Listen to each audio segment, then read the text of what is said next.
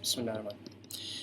अच्छा जी, अभी हम ये करना चाह रहे हैं कि पहले तो मैं कुछ थोड़ी सी अनाउंसमेंट कर दूँ। लोग तो नहीं है चूँकि, लेकिन उन्होंने चूँकि वीडियो पे ही रिलाई करना है तो ठीक है, हम इसको चला देते हैं। टर्म पेपर्स के जो एरिया था that was due by the end of the 3rd week और 4th वीक, पता नहीं, लेकिन बहरहाल अभी तक वो ड्यू हो चुका है। तो आप लोग मुझे बाय मंडे ईमेल पे वो भेज दें, ठीक है। मुझे बता दें कि आप लोगों ने किस एरिया में काम करना है। अभी एट द मोमेंट सिर्फ ये एक्सपेक्टेड है कि आप ये बताएं कि जी मैंने लेट से क्लासिफिकेशन में काम करना है, मैंने मेजर एरियाज जो हैं आपके किसी एक एरिया के ऊपर हाथ रखते हैं सिर्फ यहाँ पे, मकसद ये, ताकि इसके बाद आप नेक्स्ट जो माइलस्टोन है that is the literature review, ताकि उसके ऊपर आप फिर अपना काम शुरू कर सकें, ठीक है। इसका मकसद यहाँ पे ये है।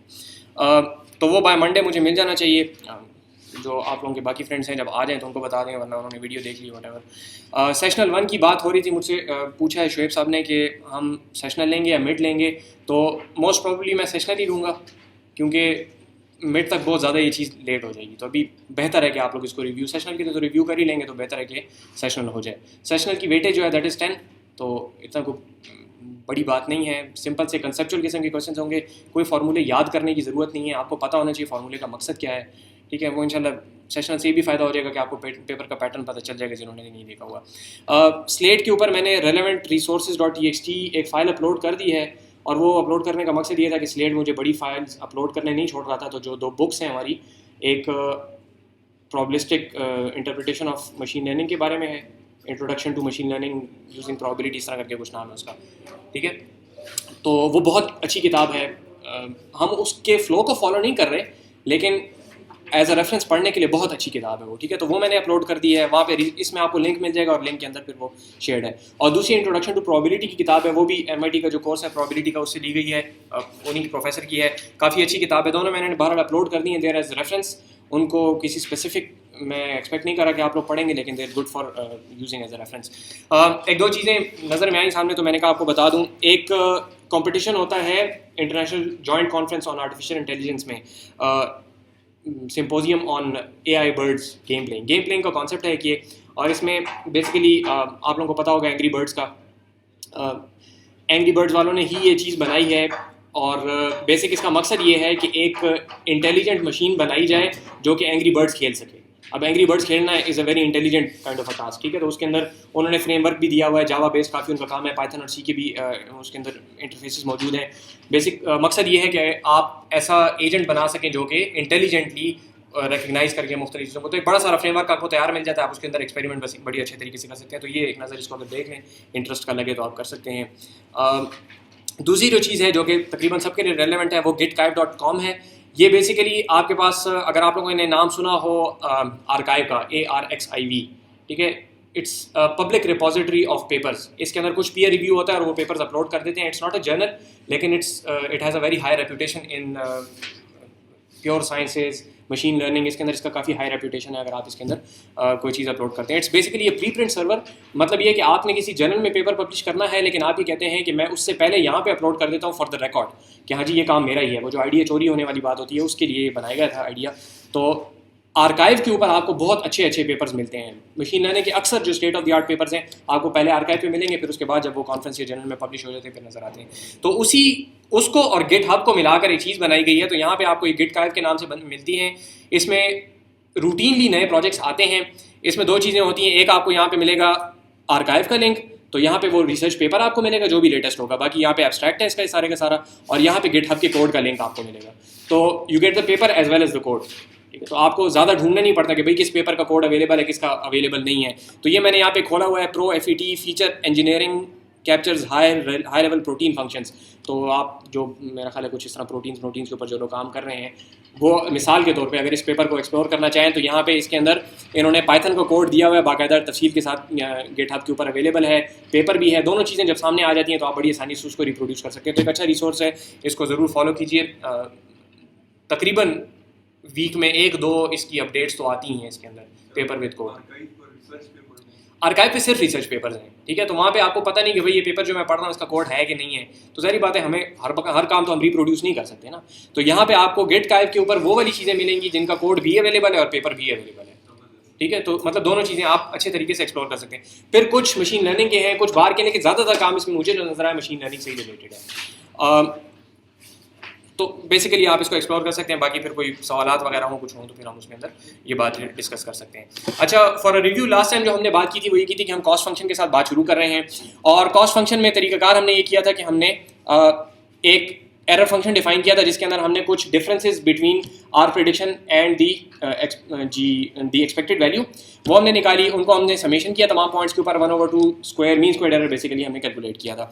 तरीकाकार हमने इसके कैलकुलेशन का इस तरीके से किया था कि थीटा जे को हम अपडेट करते थे based on the slope of the error function with the learning rate, और उसको हम अपडेट करते थे प्रीवियस वैल्यू को। तो इससे हमें क्या मिलता था कि हमारे पास नई वैल्यू जो आती थी वो पिछली वैल्यू से ज़रा बेहतर होती थी, ठीक है, क्योंकि हम एरर के ग्रेडियंट को फॉलो कर रहे थे। ग्रेडियंट डिसेंट बेसिकली हमने इसके ऊपर अप्लाई किया था, और हमने बात की थी कि हमने बैच ग्रेडियंट डिसेंट अप्लाई किया है। बैच ग्रेडियंट डिसेंट का मतलब है कि यहाँ पे हम जिस टाइम पे अपडेशन करते हैं तो इसके अंदर हम तमाम के तमाम पॉइंट्स को नज़र में रखते हैं, आगे वो आ जाएगा।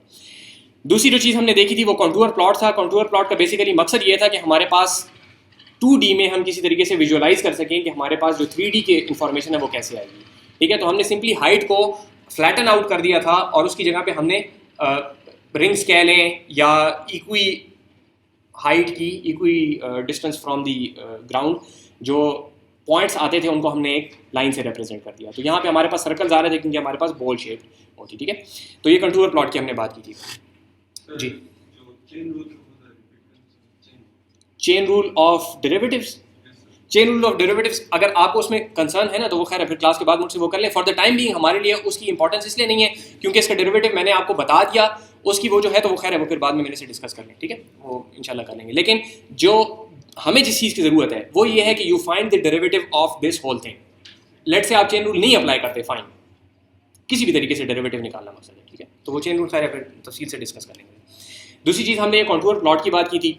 तो कंटूर प्लॉट मैंने इस वजह से लास्ट टाइम भी काफ़ी इसके ऊपर टाइम लगा कि आपको अंदाज़ा हो जाए कि इसका क्या फ़ायदा है। तो अभी थोड़ा सा हम इसको देखेंगे कि इससे हमें क्या फ़र्क पड़ता है। अभी जो हम काम करना चाह रहे हैं वो हम ये आइडेंटिफाई करना चाह रहे हैं कि देखिए हमने जो यहाँ पे पार्शियल डेरिवेटिव निकाला था, ठीक है, जिसकी बेसिस के ऊपर हमने ग्रेडियंट डिसेंट चलाया था, उसके अंदर हमने क्या किया था कि ये वाला फॉर्मूला हमारे पास डेरिवेटिव का आया था, ठीक है, ये पार्शियल डेरिवेटिव है जो कि ग्रेडियंट डिसेंट के एक स्टेप में हम अप्लाई कर रहे हैं। ये बात जहाँ भी समझ नहीं है तो मुझे बताएं। अब रिव्यू खत्म हो गया, अभी आगे की हम बात करें। हमने थीटा जे लिया एक एट रैंडम, हमने स्लोप कैलकुलेट की और इस स्लोप की बेसिस के ऊपर हम अगला थीटा जे कैलकुलेट करेंगे, ठीक है। तो स्लोप कैलकुलेट की वाली बात में थोड़ा सा मसला है, वो अभी हम डिस्कस कर रहे हैं, ठीक है। वो मसला क्या है कि स्लोप कैलकुलेट करने के लिए हमारे पास पूरा फॉर्मूला है, ठीक है, जो कि हमने डेरिवेटिव निकाल के किया था। अब इसमें इशू ये है कि हमारे पास यहाँ पे 1 से लेके m तक की एक समेशन है, ठीक है। फर्ज करें आपके पास जो डाटा सेट है वो 10 मिलियन पॉइंट्स का है, ठीक है, which is not that out of the ordinary, ठीक है। आजकल बड़े बड़े डाटा सेट्स के ऊपर जो काम हो रहा है तो उसके अंदर 10 million is not that big of a number. तो अब आपके पास क्या है कि एक दफ़ा थीटा को अपडेट करने में आपके पास यहाँ पे ये पूरी की पूरी जो वैल्यू, ये जो कैलकुलेशन है ये 10 मिलियन टाइम्स होगी। फिर जब आपने एक दफ़ा अपडेट कर लिया फिर अगली आइटरेशन चलेगी, उसके अंदर दोबारा ये 10 मिलियन टाइम्स का समेशन होगी, फिर अगली दफ़ा चलेगी, फिर दोबारा ये 10 मिलियन टाइम्स की समेशन होगी, और इसको आप कैश नहीं कर सकते क्योंकि हर दफ़ा इसकी वैल्यू फ़र्क आएगी, ठीक है। तो आप इसको कैश भी नहीं कर सकते, हर दफ़ा आपको कैलकुलेट करना पड़ रहा है। तो this is a major bottleneck in applying batch gradient descent. मसला समझ आया कि हमारे पास ये जो फॉर्मूला है जो कि हर आइटरेशन पे हो रहा है, and we have to do something like 1 million 15 million 30 million, इस किस्म की हमारे पास आइटरेशंस होती हैं, ठीक है, बहुत सारी आइटरेशंस आपको चाहिए होती हैं। तो अब हर आइटरेशन में जब इतने ज़्यादा आप समेशंस कर रहे हो तो that is a major bottleneck, ठीक हो गया। तो अब ये एक मसला है, इस मसले को हम रिजॉल्व किस तरह करते हैं, इसका इलाज, मसला समझ आ गया, ठीक है। इस मसले का इलाज जो है that is very straight forward, ठीक है, वेरी काउंटर इंट्यूटिव लेकिन वेरी स्ट्रेट फॉरवर्ड। वो ये है कि at any point in time, ठीक है, जब भी हमने थीटा जे को, लेट से थीटा जे हमारे पास इनिशियली जो हमने लिया था वो रैंडम था, थीटा जे 0 हम उसको कह देते हैं, ठीक है। ये बिल्कुल हमने शुरू में थीटा जे की एट रैंडम वैल्यू ली थी, ठीक है। इससे अभी हमने जाना है theta J at point in time 1, ठीक है। यहां से जब हम यहां पे जाएंगे तो दरमियान में हमने क्या करना है, एक हमें अल्फा चाहिए, वो फिक्स्ड है, वो कोई मसला नहीं है, ठीक है। जबकि ये दूसरी जो है ये पूरी की पूरी चीज़ है जो कि ऊपर से हमने यहाँ पे लाके डाली हुई थी। बैच ग्रेडियंट डिसेंट में यही चीज़ थी, ठीक है। अब यहाँ पे इसके अंदर ये जो समेशन है, हम बेसिकली क्या करते हैं कि इस समेशन को हम यहाँ से हटा देते हैं, ठीक है, बिल्कुल हटा देते हैं, ये है ही नहीं, आप समझिए कि है ही नहीं। तो हमारे पास फॉर्मूला क्या रह गया कि H theta of X I minus Y I into X of J, ये रह गया, ठीक हो गया। आई अब मसला ये है कि हमारे पास अगर आप देखें तो जे तो यहाँ पे थीटा जे से बाउंड है, ये वेरिएबल तो हमारे पास है, लेकिन यहाँ पे आईज लगे हुए हैं, ये आईज हमें नहीं पता अब आई को हम क्या वैल्यू दें। पहले तो हमारे पास समेशन आई से लेके 1 तक एम तक चल रही थी ना, 1 से लेके एम तक लूप में आई डिक्लेयर्ड था, ऐसा समझ लें अगर प्रोग्रामिंग में ज़्यादा कंफर्टेबल है तो। लूप में आई डिक्लेयर्ड था, जब हमने लूप को निकाल दिया तो आई तो अब है ही नहीं, वो जो आइट्रेशन का वेरिएबल था वो खत्म हो गया, तो अब इसको कोई तो वैल्यू हमने देनी है ना, वरना तो फॉर्मूला चेंज करना पड़ेगा। तो आई को हम एट रैंडम कोई भी वैल्यू असाइन कर देते हैं, ठीक है, 1 से लेके m तक एट रैंडम कोई भी वैल्यू असाइन कर देते हैं, ठीक है, जिसका क्या मतलब है कि हमने एट एनी आइट्रेशन हमने एट रैंडम को एक पॉइंट पिक कर लिया और ये कैलकुलेट किया कि इस पॉइंट के ऊपर क्या एरर है, ठीक है, या इस पॉइंट के ऊपर स्लोप क्या आ रही है, बाकी पॉइंट्स आर कंप्लीटली इग्नोर्ड। तो हमने वो 10 मिलियन के समेशन को रिड्यूस कर दिया eight just 1 point.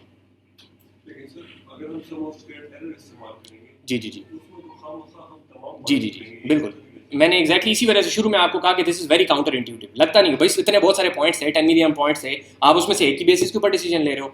Turns out in practice it works very well, ठीक है, there is some convex optimisation theory behind it. फिर ये सम ऑफ स्क्वायर एरर नहीं होगा। नहीं, एरर सम ऑफ स्क्वायर्ड ही है, क्योंकि एरर जो है हमारे पास वो फॉर्मूला यहाँ पे वैसे का वैसा ही है। देखिए ये फॉर्मूला जो हमारे पास होगा ये वैसे का वैसा ही है, इसमें हम चेंज नहीं कर रहे। फिर हम सम किस चीज कर रहे हैं, हर आइट्रेशन पे पॉइंट पे सम ले रहे हैं। जी जी देखें, जो एक एरर हमारे पास आ रहा है ना, ठीक है, एरर का हमने स्लोप निकाला और स्लोप हमने सिर्फ ये कहा कि instead of taking the slope based on all the points we will just consider as if we have just 1 point. It's still the sum of errors but the sum is of just 1 point, ठीक है। तो you right, it's not really a sum but in practice it works out really well, ठीक है। तो अब देखिए इसकी शक्ल क्या बनेगी, ये तरीका समझ आ गया क्या हुआ। हमने समेशन हटा दी और एक पॉइंट एट रैंडम ले लिया, अगली दफा कोई और पॉइंट हम एट रैंडम लेंगे, यही पॉइंट दोबारा नहीं लेंगे, तो हर दफा हम एक नया पॉइंट एट रैंडम पिक करते जाएंगे, ठीक है। इसका तरीकाकार इन प्रैक्टिस इस तरह होता है कि आप सारे पॉइंट्स को रैंडमली शफल कर दें, फिर एक एक पॉइंट उठाते जाएं, बस हर आइट्रेशन पे एक एक पॉइंट उठाते जाएं। सर तो इससे क्या पॉइंट्स आएंगे या उससे फिर वो आएगी वही स्लोप ही, लेकिन पहले हम स्लोप जो कैलकुलेट कर रहे थे that was the true slope, now it is a very vague approximation of the slope, ठीक है, which is based on just 1 point, ठीक है। नेक्स्ट टाइम हम एक कोई और पॉइंट की बेसिस के ऊपर डिसीजन लेंगे, जिससे जारी बात है कि स्लोप कोई फर्क आएगी, एक पॉइंट नीचे एक पॉइंट ऊपर है, कोई नॉइज तो है बीच में उसमें, ठीक है। उससे अगली दफा हम तीसरे पॉइंट के लिए लेंगे and so on and so fourth. तो अगर हमारे पास 10 मिलियन पॉइंट्स हैं तो हम 10 मिलियन आइट्रेशन चला सकते हैं विद जस्ट 1 पॉइंट। क्या हम प्रोटोटाइपिंग की तरफ जा रहे हैं कि कौन सा पॉइंट है जो कि बेहतर तौर पर रिजल्ट हाँ, एट द टाइम बीइंग हमारे लिए all points are completely equal, that is why we pick at random, ठीक है, and because we pick all of them 1 by 1 तो we take into consideration all of them, ठीक है। Let's say आपने iteration चलानी थी 20 मिलियन, पॉइंट्स से आपके पास 10 मिलियन, तो पहले 10 मिलियन तो आपने कवर कर लिए, अगली जो आपने 10 मिलियन आइट्रेशन चलानी है तो इन्हीं को दोबारा इस्तेमाल कर लें, ठीक है। तो जरूरी नहीं है कि आपके पास जो ट्रेनिंग साइज है, जो आपके पास नंबर ऑफ डाटा पॉइंट्स हैं, ट्रेनिंग सेट का साइज वो आपकी आइट्रेशन से के बराबर हो या उससे ज़्यादा हो, ठीक है। कम हो तो आप उनको रीयूज कर लें। हाँ, लेकिन सैंपल जो है सैंपल विदाउट रिप्लेसमेंट, ठीक है, मतलब आप निकालेंगे तो उसी पॉइंट को दोबारा नहीं लेंगे जब तक बाकी सारे पॉइंट और हो नहीं गए, जब सारे पॉइंट हो जाए फिर इसको रीयूज कर सकते हैं पॉइंट को। मेरी बात की एट रैंडम कहने से ये लगता है ना कि भाई सारों में से कोई भी उठा लो तो वही दोबारा भी आ सकता है, तो विदाउट रिप्लेसमेंट, ठीक है, ये बात समझ आ गई, ठीक है। अच्छा जी, तो ये हमारे पास बेसिकली इसको कहा जाता है स्टोकेस्टिक ग्रेडियंट डिसेंट। पहले बैच था ना कि पूरे के पूरे को हम समेशन ले रहे थे, अभी जब हम एक पॉइंट को ले रहे हैं तो that is stochastic gradient descent. और ये इतना अच्छा काम करता है कि इन प्रैक्टिस आपको जब भी मशीन लर्निंग के एल्गोरिथम्स की इंप्लीमेंटेशंस मिलेंगी उसके अंदर आपको बैच ग्रेडियंट डिसेंट आजकल कहीं भी नजर नहीं आएगा, सब लोग स्टोकेस्टिक ग्रेडियंट डिसेंट ही इस्तेमाल करते हैं। तो स्टोकेस्टिक इसको अनसर्टेनिटी की तरफ लेके चला जाता है इसी वजह से ना, क्योंकि हमने एक सैंपल किया है बीच में से, ठीक है, तो है बिल्कुल वो है, लेकिन again in practice it works very well. Sir बाकी कोई फर्क नहीं, बाकी सारा एल्गोरिथम वैसे का वैसे ही आपको, ये अभी आगे हम तकरीबन इस कोर्स में जितनी चीज़ें पढ़ेंगे ना तो ये फ़र्क है, बाकी सारा वैसा ही है, ये फ़र्क है, बाकी सारा वैसा ही है। तो अब बैच ग्रेडियंट डिसेंट में और स्टोकेस्टिक ग्रेडियंट डिसेंट में सिर्फ ये फ़र्क है। अब कल को अगर आप कोई भी एल्गोरिथम उठाते हैं उसमें आप बैच ग्रेडियंट डिसेंट इस्तेमाल कर रहे थे, आप बैच को निकाल दें स्टोकेस्टिक को डाल दें, it will work almost the same, ठीक है। तो इसका तरीकाकार किस तरह बनेगा, यहाँ पे देखें, मिसाल के तौर पे आपके पास एक कंटूर प्लॉट है, ठीक है, ये कंटूर प्लॉट मैंने इसी वजह से आप लोगों को शुरू में बताया था ताकि यहाँ पे हम ये हरकत कर सकें। तो अब हमने क्या किया कि हमने कोई थीटा 0 थीटा 1 कैलकुलेट किए, ठीक है, ये थीटा 0 है, यहाँ पे ये थीटा 1 है, ठीक है। हमने एट रैंडम प्रेडिक्ट किया, हमारी प्रेडिक्शन यहाँ आ गई, ठीक है। ये अगर ना समझ आए ना, ये जो मैं भी काम कर रहा हूँ, मुझे ज़रूर समझाए, ठीक है, बताएं ताकि मैं इसको क्लियर करूँ। हमने किसी एक पॉइंट की बेसिस के ऊपर θ0 θ1 को अपडेट किया, वो लेट से यहाँ आ गया, ठीक है, नई वैल्यू आ गई हमारे पास। फिर हमने किसी और पॉइंट की बेसिस के ऊपर किया, हमारे पास ये वैल्यू आ गई। फिर किसी और पॉइंट की बेसिस के ऊपर किया, फिर ये वैल्यू आ गई।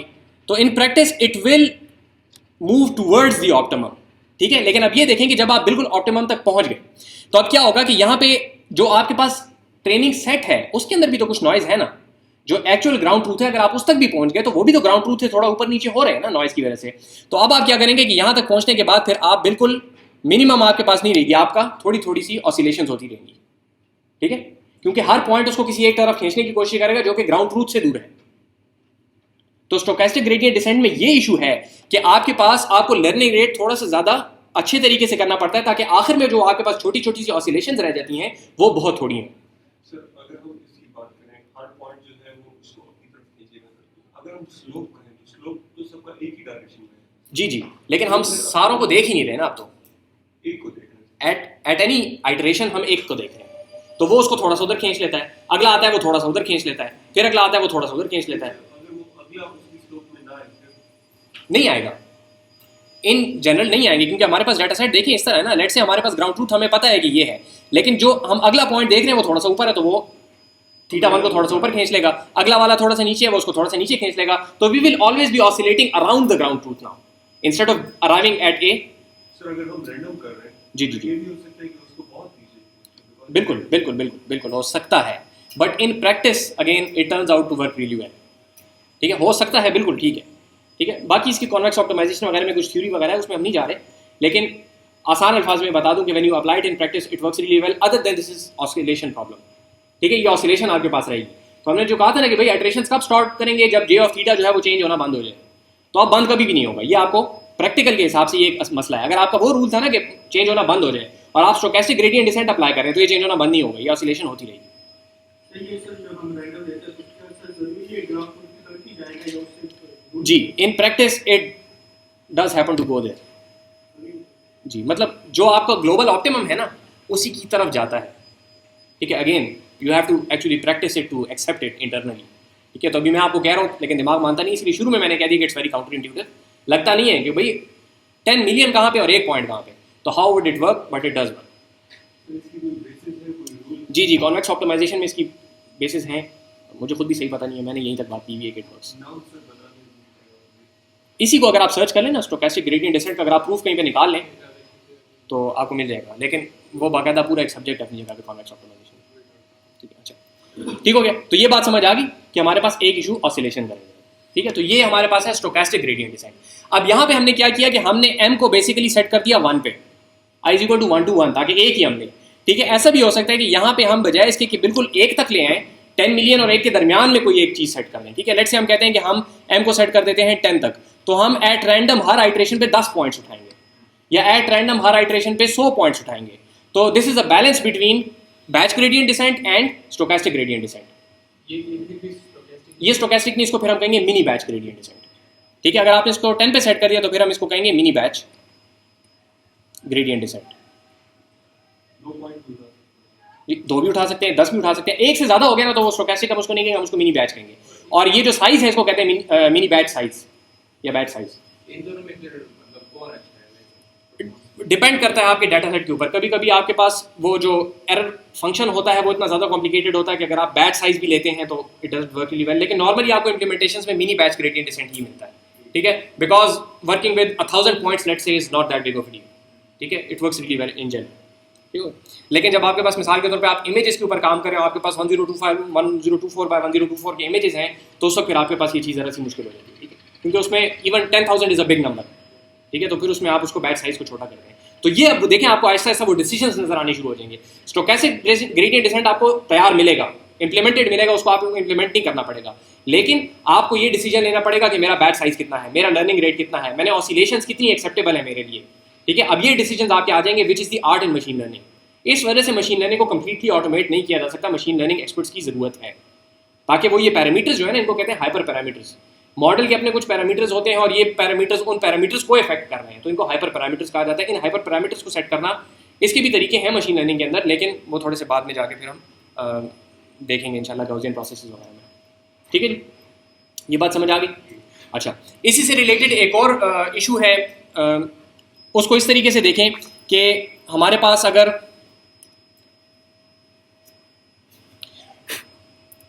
हमारे पास कुछ एक डाटा सेट है जिसके अंदर दो फीचर्स हैं, ठीक है। लेट्स से एक है नंबर ऑफ रूम्स, ठीक है, और number of rooms goes between 1 and 25, ठीक है। बहुत बड़ा बंगला है, उसमें 25 कमरे, ठीक है। एक आपके पास एरिया है, ठीक है, area goes from let's say 500 to 25,000, ठीक है, एक बहुत बड़ा मैंशन है, 25,000 whatever the units are, ठीक है। तो अब देखें आपके पास इन दोनों की रेंज में बहुत ज़्यादा फर्क है, सही है। और हम कर क्या रहे हैं कि हम θ0 plus θ1 x1 plus θ2 x2 and so on and so forth कर रहे हैं, ठीक है। तो यहाँ पे देखें कि x1 की वैल्यू जो है वो यहाँ पे बहुत छोटी है, तो जाहिर बात है कि ओवरऑल जो आपके पास हाइपोथेसिस की वैल्यू आएगी उसके अंदर x1 का इफेक्ट बहुत थोड़ा होगा, और x2 की जो वैल्यू है आपके पास यहाँ पे ये बहुत बड़ी है। तो अगर आप θ2 को जरा सा भी चेंज करेंगे तो आपके पास ओवरऑल हाइपोथेसिस के अंदर बहुत ज्यादा फर्क आएगा, ठीक है ना। जबकि θ1 जो है अगर बहुत भी चेंज होता रहे तो आपके पास ज्यादा फर्क नहीं आएगा, क्योंकि x1 इतनी छोटी वैल्यू है कि that is basically negligible as compare to the other features. समझ आ रही बात की? तो दो फीचर्स जब आपके पास मोर और लेस एक किस्म की स्केल में ना आ रहे हो तो ये प्रॉब्लम आपके पास आता है कि किसी एक थीटा की वैल्यू जो है वो सिरे से मशीन लर्निंग के जो हमारा हाइपोथेसिस है उसको इफेक्ट ही नहीं कर सकती। जबकि यहाँ पे आप देख लें कि अगर दो घर हैं और दोनों बिल्कुल तकरीबन एक जैसे हैं, एक का जो एरिया है लेट से वो सिर्फ 100 मीटर बड़ा है, 100 मीटर स्क्वायर ज़्यादा है, लेकिन उसके अंदर कमरे जो हैं वो ज़रा ज़्यादा हैं, तो उसकी प्राइस हम अगर हाइपोथेसाइज करें कि उसकी ज़्यादा है तो ये चीज़ एनकोड करना यहाँ पे बहुत मुश्किल है। क्यों? क्योंकि वो जो एरिया थोड़ा सा ज़्यादा हो रहा है लेकिन वो थोड़ा एरिया के हिसाब से 100, अगर कमरों के हिसाब से आप 100 को देखें तो that is a big deal, ठीक है। हमारे डाटा सेट में है ही नहीं कहीं पे 100 कमरे, डिफरेंस होना तो बड़ी दूर की बात है। समझ आ रही बात की? तो the effect of a specific feature is very large due to the scale of the feature, ठीक है। उसकी यूनिट्स इस तरह के हैं कि आप जब उनको न्यूमेरिकली रिप्रेजेंट कर रहे हैं तो वो बड़े ज़्यादा आ रहे हैं, ठीक है, स्केल उनका ज़्यादा आ रहा है। तो ये प्रॉब्लम समझ आ गई किससे क्या मसला होता है। हमारे हाइपोथेसिस को कोई एक फीचर जो है वो इफेक्ट नहीं कर सकता। आप उसके θ1 को बिल्कुल लेके जाएंगे, मल्टीप्लाई बाय 10,000 करेंगे तो फिर कोई बात बनेगी, ठीक है, वरना वो 1 और 2 और 3 और उसके ऊपर। तो आपके पास प्रॉब्लम क्या आता है कि यहाँ तक तो मसला सही है, लेकिन आपके पास जो कॉन्टूर प्लॉट इसका बनता है वो बेसिकली इस शक्ल का बनता है। फिर इससे भी ज़्यादा बनेगा, लेकिन मैं बहरहाल इस तरीके से बना रहा हूँ कि आपके पास एक थीटा जो है वो बहुत ज़्यादा इफेक्ट करता है आपके एरर फंक्शन को, और दूसरा थीटा जो है वो बहुत कम उसको इफेक्ट करता है। तो आपके पास बेसिकली ये जो बॉल शेप्ड होती है बहुत ज़्यादा स्क्विश्ड होती है। इसका मतलब है कि अगर आप एक डायरेक्शन में मूव कर रहे हैं, ठीक है, तो आप बहुत ज़्यादा मूव करते हैं तो फिर आप थोड़ा सा नीचे आ जाते हैं, बहुत ज़्यादा मूव करते हैं तो थोड़ा सा एरर आपका कम हो जाता है, फिर और बहुत ज़्यादा मूव करते हैं तो एरर थोड़ा सा कम हो जाता है। जबकि दूसरी डायरेक्शन में अगर आप ज़रा सा आगे जाते हैं तो स्टीप फॉल है बिल्कुल। समझ आ रही बात की? ज़रा सा चेंज करने से बहुत ज़्यादा एरर फंक्शन के ऊपर फर्क आ रहा है। समझ आ रही बात की? ठीक है, तो ये आपके पास प्रॉब्लम आता है। तो इसमें जब आप अप्लाई करने की कोशिश करते हैं ग्रेडियंट डिसेंट को, ठीक है, तो उसकी शक्ल इस तरीके से पहले तो फिर इसको इस तरह कर लें कि ये θ1 कर लें। सबर मैं देख लेता हूँ कौन सा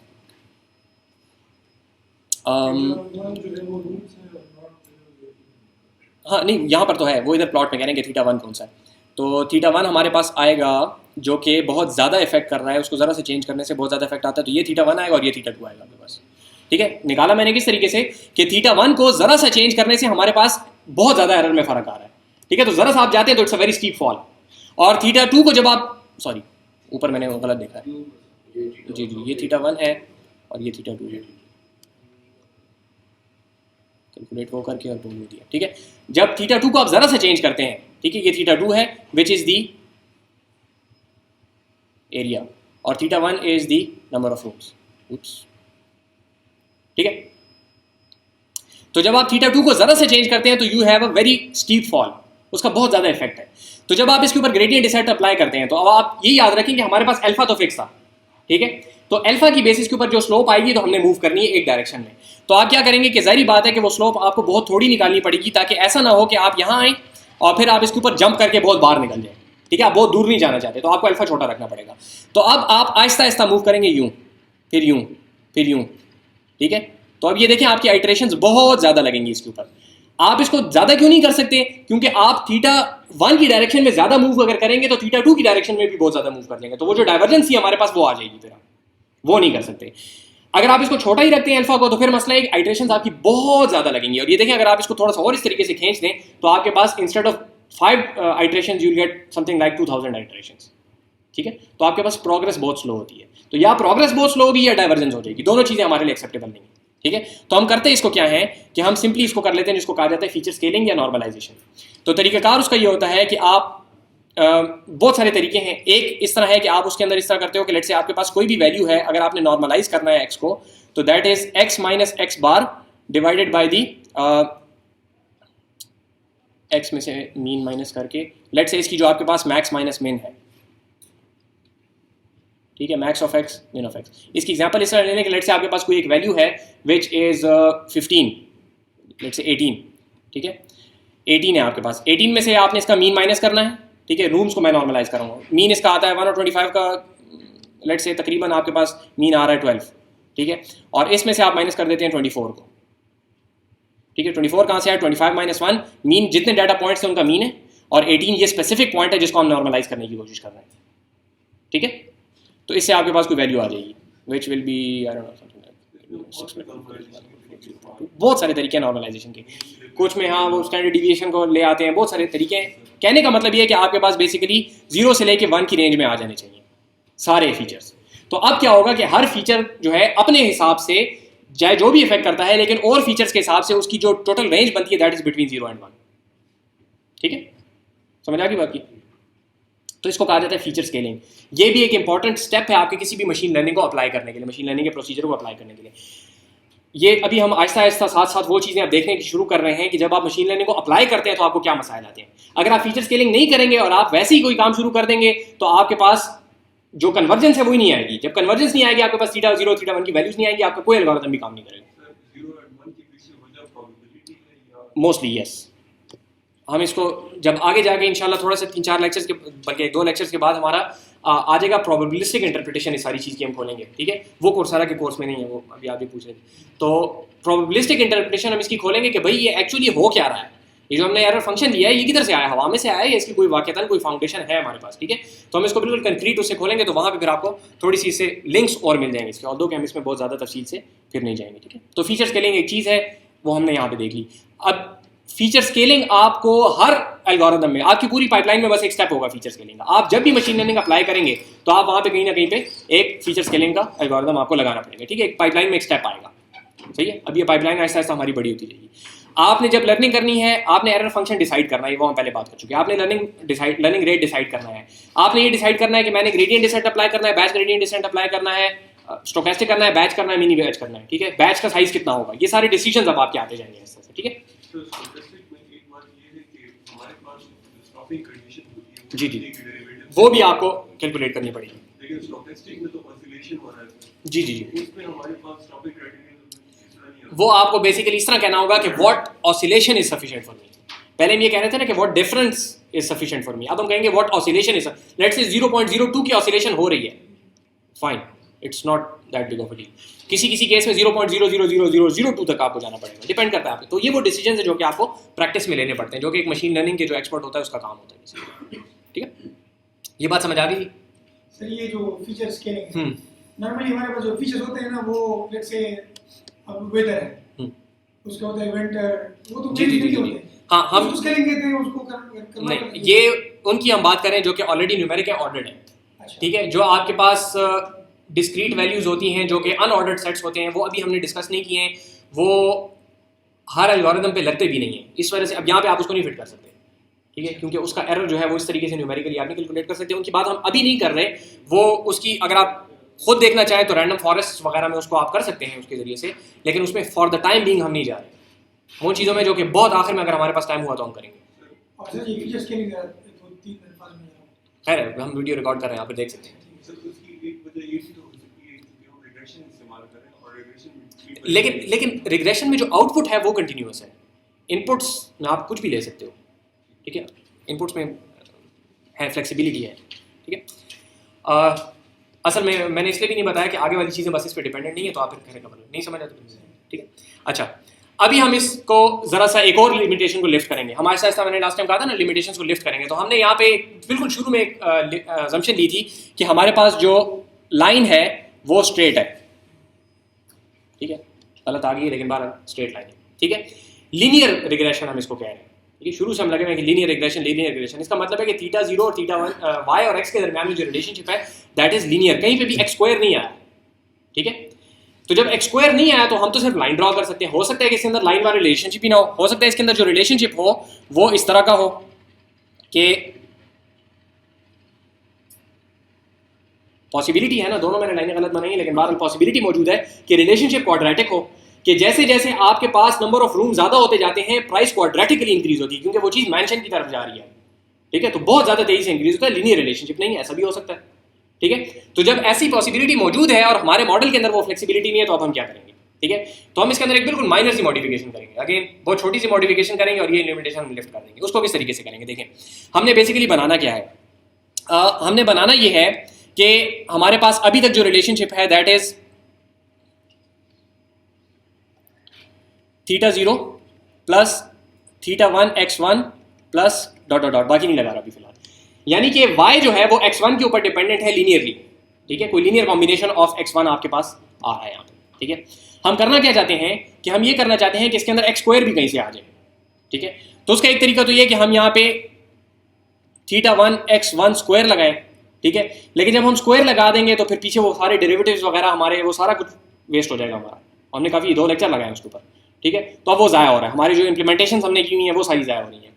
तो हम करते क्या हैं, हम बेसिकली करते हैं कि हम ये रियलाइज़ करते हैं कि ये x1 स्क्वायर जो है, इसको थीटा 2 कर लें, x1 स्क्वायर जो है ये बेसिकली ऐसा ही है जैसा एक नया वेरिएबल। तो हम लेट से कहते हैं कि v is equal to x1 square, ठीक है। तो हम क्या करेंगे कि यहाँ पे लिख लेंगे, इसकी जगह पे अब हम लिख देंगे थीटा 2 v1, इसको कर लें, अगर यहाँ पे इसको 1 करना तो सही है, मसला तो नहीं है ना इसमें। तो अब y जो है that is linearly dependent on v1 just happens to be the square of x1। तो इसका मतलब है कि y is now linearly dependent on the square of x1, which means y is now polynomially dependent on the x1 variable. हमने क्या किया कि x1 की वैल्यू ली, उसको स्क्वायर करके एक नए वेरिएबल में असाइन कर दिया, और हमने कहा कि जैसा y जो है x1 पे डिपेंडेंट है वैसे ही वो v1 पे भी डिपेंडेंट है। v1 जो है that just happens to be the square of x। तो अगर y जो है that is dependent on the square of x1, इसका मतलब है कि उसका क्वाड्रेटिक रिलेशनशिप है ना x1 के साथ। बस यही काम हमने किया सर, ठीक है। तो हमने सिंपली क्या किया कि हमने यहाँ पे हमारे पास x1 था, हमने उसका स्क्वायर ले लिया, v1 is equal to x1 square, ठीक है। या हम इसको x2 भी कह सकते हैं ना, फर्क तो नहीं पड़ता, ठीक है। हम x1 के स्क्वायर को कहते हैं कि ये x2 है और ये एक नया फीचर है। तो यहाँ पे अब हम ये ले लेंगे, 150 का स्क्वायर ले लेंगे, 200 का स्क्वायर ले लेंगे, and so on and so fourth. हमने अपने डाटा सेट को ऑगमेंट कर दिया एक नए फीचर के साथ, which just happens to be the square of another feature, ठीक है। And now you have polynomial regression. अगर आपको क्वाड्रेटिक रिलेशनशिप था तो अब यहाँ पे जो थीटा 2 की वैल्यू आपके पास आएगी वो आपको ये बताएगी कि जो सेकंड आपके पास ऑर्डर टर्म है x1 स्क्वायर की, उसका आपके पास पैरामीटर की वैल्यू क्या है। तो आपके पास पूरी चीज क्या बन जाएगी कि हमारे पास hypothesis for x is equal to theta 0 plus theta 1 x1 plus theta 2 x1 square, बाकी की सारी टर्म्स वैसी की वैसी यहाँ पे। v1 भी लिख सकते हैं लेकिन v एक्स्ट्रा आ जाएगा ना बीच में वैसे ही, ठीक है। मतलब v उसको कहें या x2 कहें तो फर्क तो नहीं पड़ता ना उसमें। हाँ, लेकिन इसमें फायदा हमें ये हो रहा है कि अब हमें नजर आ रहा है कि ये चीज जो है ये x1 स्क्वायर है, ठीक है वो वैल्यू ही है वहाँ पे, आप चाहे उसको जो भी नाम दे दें। इस तरह लिखने का फायदा सिर्फ ये कि हमें अब नजर आ रहा है कि there is a quadratic relationship between y and x, ठीक है। इसको कहते हैं instead of linear regression this is now polynomial regression, ठीक है। सो सिंपल इज दैट, इसके अंदर कोई नहीं। अब लेट्स से कि हम कहते हैं कि क्वाड्रेटिक रिलेशनशिप नहीं है, इसके अंदर क्यूबिक रिलेशनशिप है, ठीक है। तो एक और फीचर यहाँ पे ऐड कर लें विच इज x1 क्यूब, ठीक है। जिस ऑर्डर तक आपने जाना है, let's say 25th order polynomial तक आपने जाना है, तो 25th आप 24 नए फीचर्स ऐड कर लें, हर एक जो है अपनी ऑर्डर के ऊपर हो, ठीक है। और उसके बाद आप वही लीनियर रिग्रेशन का एल्गोरिथम, वही batch gradient decent, stochastic gradient descent, learning rate, जो आपके डिसीजन थे सारे के सारे आप वही के वही लेंगे, ठीक है। फीचर स्केलिंग यहाँ पे अब जरूरी है। देखें यहाँ पे क्यों जरूरी है, क्योंकि आपके पास चाहे फीचर छोटा था या बड़ा था, जब वो स्क्वायर हो गया या 25th ऑर्डर पे चला गया तो वो कितना ज्यादा बड़ा हो जाएगा, उसका कितना ज्यादा इफेक्ट आएगा, ठीक है। तो आप उस इफेक्ट को नॉर्मलाइज करने के लिए पहले करेंगे इनके स्क्वायर्स और क्यूब्स और जो कुछ भी चीज़, फिर आप उसको ऐसा कंसिडर करेंगे बस ये मेरा डाटा सेट है, फिर आप उसके ऊपर हर एक के ऊपर अलग अलग फीचर स्केलिंग अप्लाई करेंगे ताकि सारे 0 से 1 की रेंज में आ जाए बेसिकली। ठीक है, समझ आ गई बात की? इसको कहते हैं पॉलिनोमियल रिग्रेशन। कोई सवाल हो तो बताइए। पॉलिनोमियल बेसिकली इस वजह से कहते हैं क्योंकि ये जो आपके पास ये पूरी इक्वेशन, हाँ जी, इस इक्वेशन की वजह से कहते हैं। ठीक है, ठीक है। आपके पास y जो है that is now polynomially dependent quadratic या whatever the order of the polynomial. हाँ, इसमें मसला ये है कि अब एक और डिसीजन आ गया भाई कहाँ तक लेके जाएं, क्या क्वाड्रेटिक तक रोक दें या बहुत ज़्यादा आगे तक ले जाएं। तो ये हम थोड़ी देर बाद इसको दोबारा खोलेंगे फिर। ठीक है, इसको हम पहले ले जाएंगे बहुत ज़्यादा में। ठीक है, पहले एक खिचड़ी बना देंगे पूरी, लेट्स 25th ऑर्डर पॉलिनोमियल तक हम इसको ले जाएंगे। जब खिचड़ी बन जाएगी तो फिर उसके बाद हम इसको वापस ले आएंगे और वापस हम फिर ऑटोमेटिकली लेके आएंगे कि इतना वापस लाओ जितने की जरूरत है। वो डिसीजन हमारे ऊपर होगा ही नहीं मोर और लेस। कर सकते हैं, लेकिन मसला ये है कि अगर इसको आप इसी हालत में छोड़ दें तो हम एग्जिस्टिंग एल्गोरिथम्स इस्तेमाल कर सकते हैं। ठीक है, हमें उनको चेंज करने की जरूरत नहीं है। हमारी पूरी पाइपलाइन है ना, हमने जीपीयूज के ऊपर एक वो बनाया हुआ कि इधर से डाटा डालते हैं और वहाँ से हमारे पास θ0 θ1 बाहर आते हैं। ठीक है, तो वो फिर दोबारा बनानी पड़ेगी, इसलिए हम करते नहीं। कर सकते हैं आप ये रहे इसको एक्सपेंशन तक लेके जाएंगे, ये करेंगे। हमने क्या करना है, ये तो फीचर्स जो रिलेशन है वो है। हाँ, और कुछ नहीं करना। हमने सिर्फ ये अभी फॉर द टाइम बिंग हमने डिसाइड करना है कि हम यहाँ पे 1 ऐड करें, 2 ऐड करें, 5 ऐड करें या 200 ऐड करें। फॉर द टाइम बिंग हमने अपनी तरफ से ये डिसाइड करना है। जब ये डिसाइड हो गया तो ये डाटा सेट ऑगमेंट हो गया, बेसिकली बड़ा हो गया। इसको जब आप वहाँ डालेंगे आपके पास पॉलिनोमियल रिग्रेशन का आउटपुट आ जाएगा। सर रिलेशन तो वही आएगा जो नेक्स्ट के बीच है। नहीं, जरूरी नहीं है ना। देखें यहाँ पे अगर आप जाएं, ठीक है, ये आगे है मेरे पास, लेट्स से आपके पास जो ग्राउंड ट्रूथ था वो ये था, क्वाड्रेटिक था। अगर आपने लीनियर लिया θ0 θ1 तो खुदा करे कि जो कुछ भी हो जाए वो बनाएगा तो स्ट्रेट लाइन ना।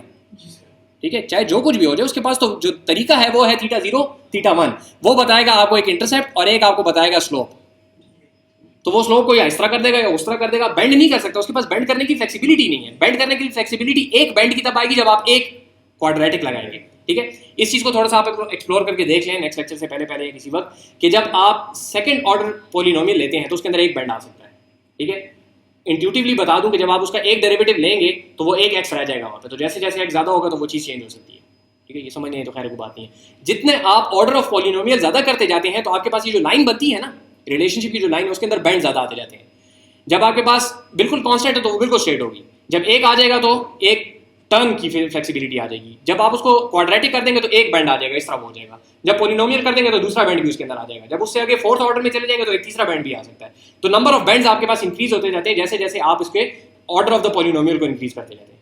ठीक है, एक्सप्लोर करके देख लें। बाकी वो कहते हैं हाई स्कूल मैथमेटिक्स है, इसके अंदर कोई बड़ी साइंस नहीं है। ठीक है, सही हो गया, बात क्लियर हो गई। तो यहाँ तक हमारा रिग्रेशन का जो काम था वो मोर और लेस हमने खत्म कर लिया है। फेली श्योर यहाँ पे पता नहीं क्या लिखना है। हाँ, यहाँ पे ये बता रहे थे कि एच थीटा ऑफ एक्स, पहले हमारे पास θ0 θ1 ऑफ एक्स था। इसको हमने बेसिकली, हाँ ये बात बता रही थी, इसको हमने कर दिया θ2 x, ये 1 हो गया, ये x1 स्क्वायर हो गया प्लस फलाना फलाना फलाना फलाना। ठीक है, लेकिन हमें कोई फर्क नहीं पड़ता क्योंकि हमने तो उसको पहले ही वेक्टराइज किया हुआ है। ठीक है, तो हमारी जो एक्चुअल हाइपोथेसिस की इक्वेशन है वो वैसी ही वैसी रहेगी। सिर्फ हमारा डाटा सेट शुरू में पाइपलाइन में एक जगह पे उसके साथ फीचर्स ऐड हो गए, everything else is the same. ठीक है, समझ आ गई बात की? कोई सवाल हो तो पूछें। तो हमने बेसिकली क्या किया, हमने पॉलिनोमियल रिग्रेशन की। कैसे कि हमने सेकंड ऑर्डर के जो वो थे फीचर्स थे वो हमने ऐड कर दिए। लेट्स से स्क्वायर पावर्स हमने ऐड कर दी, क्यूबिक पावर्स ऐड कर दी, फोर्थ ऑर्डर ऐड कर दी, जितनी भी हमने ऐड कर दी उनको हमने डाटा सेट में ऐड कर दिया और एक्जैक्टली वही हमने प्रोसीजर अपना चलाया तो हमारे पास पॉलिनोमियल रिग्रेशन आ गई। अब न सिर्फ हम लीनियर रिग्रेशन को मॉडल कर सकते हैं, स्ट्रेट लाइंस को मॉडल कर सकते हैं, अब हम जितनी कॉम्प्लिकेटेड रिलेशनशिप्स हैं उन सारों को मॉडल कर सकते हैं, but still kind of linear. ठीक है, इसी तरह जाएंगे, गोल नहीं कर सकते। नहीं, आपकी कंप्यूटेशन पे डिपेंड करता है। लेट्स से अगर आपने 25 कर दिया और वो इतने ज़्यादा हो गया अब आपका मशीन रन नहीं कर सक रही। ठीक है, दुनिया का सबसे पावरफुल कंप्यूटर भी उसको रन नहीं कर सक रहा, क्लस्टर्स नहीं रन कर सके, तो that is your limit. Sir let's say हमारे पास जो है ना 5 जो है फीचर्स हैं जी, आप क्या उसको कोऑर्डिनेट सबको कर रहे हैं। आगे जाके फिर ये करेंगे ना कि ये कौन सी आपने जलेबी बना दी है। ठीक है, ये डिसाइड हम कहाँ से करेंगे? देखो यहाँ तो हमें नजर आ रहा था, हमने कहा ना लाइन यूं जा रही है। आपका सवाल अच्छा है, वो बेसिकली सवाल ये है कि यहाँ तो हमें नजर आ रहा है कि लाइन यूं है, इसलिए हमने कहा कि क्वाड्रेटिक करते हैं। जब वो 15 डायमेंशंस में होगा, 150 डायमेंशंस में होगा, हमें क्या पता क्या रिलेशनशिप है, हम कहाँ से लाएंगे? तो वो खैर है, सब्र करें थोड़ा सा, वो आगे जाके फिर फैसला करेंगे। हमने ऐड कर दिया लेकिन हमारे पास वो चीज उसी तरह रही। राइट अबाउट एक्स है सर, ये point क्योंकि x पहले हमारे पास था एक 2D वेक्टर x1 x2, ठीक है, now it just happens to be a 3 term vector, एक वो ज़्यादा हो गया ना, इस तरीके से थीटा के अंदर एक चीज़ ज़्यादा होगी, लेकिन वेक्टर तो उसको x ही लिखेंगे ना, ठीक है। और अगर आपके पास लेट से आपकी प्रोग्रामिंग में अगर आप बात करो तो अरे का साइज बड़ा होगा ना सिर्फ, बाकी नीचे सारा कोड तो वही रहेगा, लूप्स तो वही रहेंगे ना, अनलेस आप हमारे बीएस के स्टूडेंट्स की तरह और आपने हाथ से कोड किया सारा, ठीक है, फिर सारों में जाके दोबारा ऐड करेंगे। अच्छा, regression for the time being हमारी ख़त्म होगी, थोड़े टाइम बाद जाके इसको दोबारा खोलेंगे, ठीक है, एक और मकसद के लिए, लेकिन अभी हम बात शुरू कर रहे हैं क्लासिफिकेशन की, ठीक है। जब आप लोगों के ब्रेक का टाइम होता है तो मुझे बता दें, अभी तो टाइम है थोड़ा, ठीक है, मेरे पास घड़ी नहीं है। क्लासिफिकेशन और रिग्रेशन में फ़र्क जो है बेसिकली वो ये है कि आपके पास रिग्रेशन हमने बात की थी कि जो आउटपुट वेरिएबल है आपके पास दैट इज़ कंटिन्यूस रिग्रेशन में, क्लासिफिकेशन में ये डिस्क्रीट होगा, ठीक है। फॉर द टाइम बीइंग हम इसको ले रहे हैं बाइनरी, ठीक है, थोड़ा सा आगे जाके अगेन इस रिस्ट्रिक्शन को लिफ्ट करेंगे कि अगर ये बाइनरी नहीं है तो क्या होगा, ठीक है। बाइनरी से क्या मुराद है? बाइनरी से मुराद है कि हमारे पास जो आउटपुट लेबल्स होंगे वो एक बड़ा सादी सी मशीन है और वो या कह सकती है कि हाँ या नहीं, ठीक है, उसको और कुछ नहीं कहना आता, ठीक है। आप उसको कहेंगे कि भाई आपको मैंने यहाँ रख दिया, आप बताओ आप क्लासरूम के अंदर हो या नहीं, वो कहेगा हाँ, आप उसको बाहर ले जाएंगे ग्राउंड में चमन में रख देंगे, उसको कहेंगे आप बताओ भाई आप क्लासरूम के अंदर हो या नहीं, वो कहेगा नहीं, ठीक है, हाँ या नहीं में वो जवाब दे सकता है, आप उससे बहुत ज़्यादा सवाल नहीं पूछ सकते, एक ही सवाल पूछेंगे वो कहेगा हाँ या नहीं, आप उसको ये नहीं कह सकते कि जी आप कहाँ हो, वो कहेगा नहीं, आप उससे सवाल पूछ ही नहीं सकते। सर अगर हम कंटिन्यूअस को बहुत बारीकी में देखें तो वो हमें डिस्क्रीट ही नजर आता है, उसको बहुत बारीकी में। जी, इसी वजह से हमने बात जो स्टार्ट की है वो ये की है कि हम सिर्फ 2 क्लासें लेंगे, वो बारीकी में बहुत ज़्यादा ही हो जाएगी, ठीक है, और आगे जाके भी जब हम इन क्लासेस को ज़्यादा करेंगे तो बहुत ज़्यादा नहीं कर सकते, ठीक है। लेट्स से हम कहेंगे 200, तो 200 और वो स्केल जो है उसमें ज़मीन आसमान का फ़र्क है, ज़मीन आसमान से शायद ज़्यादा फ़र्क है थोड़ा सा। सर ये जो रिग्रेशन है ना, इसको अगर हम लेट्स से 1 से 200 तक वैल्यू है, जी हम कहते हैं 100 तक जो है ना जी एक क्लास वो है। करते हैं, अभी वही करते हैं, अभी पहले वही करेंगे हम, ठीक है, जो आपने कहा है ना पहले वही करेंगे, फिर देखेंगे उसमें कुछ मसला नहीं निकलता तो अच्छी बात है, फिर अगले टॉपिक पे जाएंगे, मसला निकल आया तो फिर उसको हल करेंगे, ठीक है। तो ये बात समझ आ गई कि हमारे पास आउटपुट वेरिएबल जो है दैट इज 0 या 1, इसको आप कह सकते हैं येस, इसको कह सकते हैं नो, या इसको कह सकते हैं नो, इसको कह सकते हैं येस, ठीक है, या इसको कह सकते हैं बिनाइन, इसको कह सकते हैं मलिग्नेंट, ठीक है, या इसको कह सकते हैं रूम, इसको कह सकते हैं आउटसाइड, वॉट एवर, ठीक है। यू हैव 2 क्लासेस, एक का एक नाम है, दूसरे का दूसरा नाम है, ठीक है। For all practical purposes machine को इस बात से कोई कंसर्न नहीं कि इनके नाम क्या है, बस 2 क्लासें हैं, एक क्लास और दूसरी क्लास, इसलिए हमने इसको 0 1 कह दिया। सर जो कंटिन्यूअस है उसको हम इस तरह में कंटिन्यूअस कह सकते हैं कि उनमें जो वैल्यू का काम उसको मुताबिक एक कंसिस्टेंसी 0 और 1 में ताल्लुक नहीं होता। हाँ कह भी सकते हैं, असल में यहाँ पे डिस्क्रीट जो है हमारे पास ये ऐसा ही है, ये आपकी बात सही है कि यहाँ पे ये अनऑर्डर्ड है, ठीक है, इसको कहते हैं अनऑर्डर्ड, इनका आपस में इस तरह नहीं है कि ये छोटा है ये बड़ा है, ठीक है। इन द क्लासरूम जो है वो और उन दोनों को आप कंपेयर नहीं कर सकते आपस में, ये अच्छा है बुरे की बात नहीं है, बस वो फ़र्क है और ये फ़र्क है, ठीक है। तो ये अनऑर्डर्ड है, लेकिन कुछ जगह पे ऑर्डर्ड भी आते हैं आपके पास डिस्क्रीट में, ठीक है, लेकिन उसमें फॉर द टाइम, ठीक है जी। प्रॉब्लम समझ आ गई, हमने अभी तक क्या चेंज किया। अब आपने ये देखना है कि हम जब लीनियर रिग्रेशन से क्लासिफिकेशन में आ रहे हैं तो हम क्या क्या चीज़ें चेंज करेंगे। तो पहली चीज़ तो हमने अपने प्रॉब्लम की वजह से चेंज की, एल्गोरिथम की वजह से नहीं चेंज की, वर्किंग की वजह से नहीं चेंज की, हमने इस वजह से चेंज की कि हमारा प्रॉब्लम ही फ़र्क है, क्योंकि हमने जो चीज़ प्रिडिक्ट करनी है वही फ़र्क है, वो है कि हाँ या नहीं, ठीक है। ये हाँ या नहीं वाली बात समझ आइए ना, ठीक है, इसमें आप तीसरी बात नहीं कर सकते, तीसरा सवाल भी नहीं कर सकते, आप हाँ या नहीं करेंगे।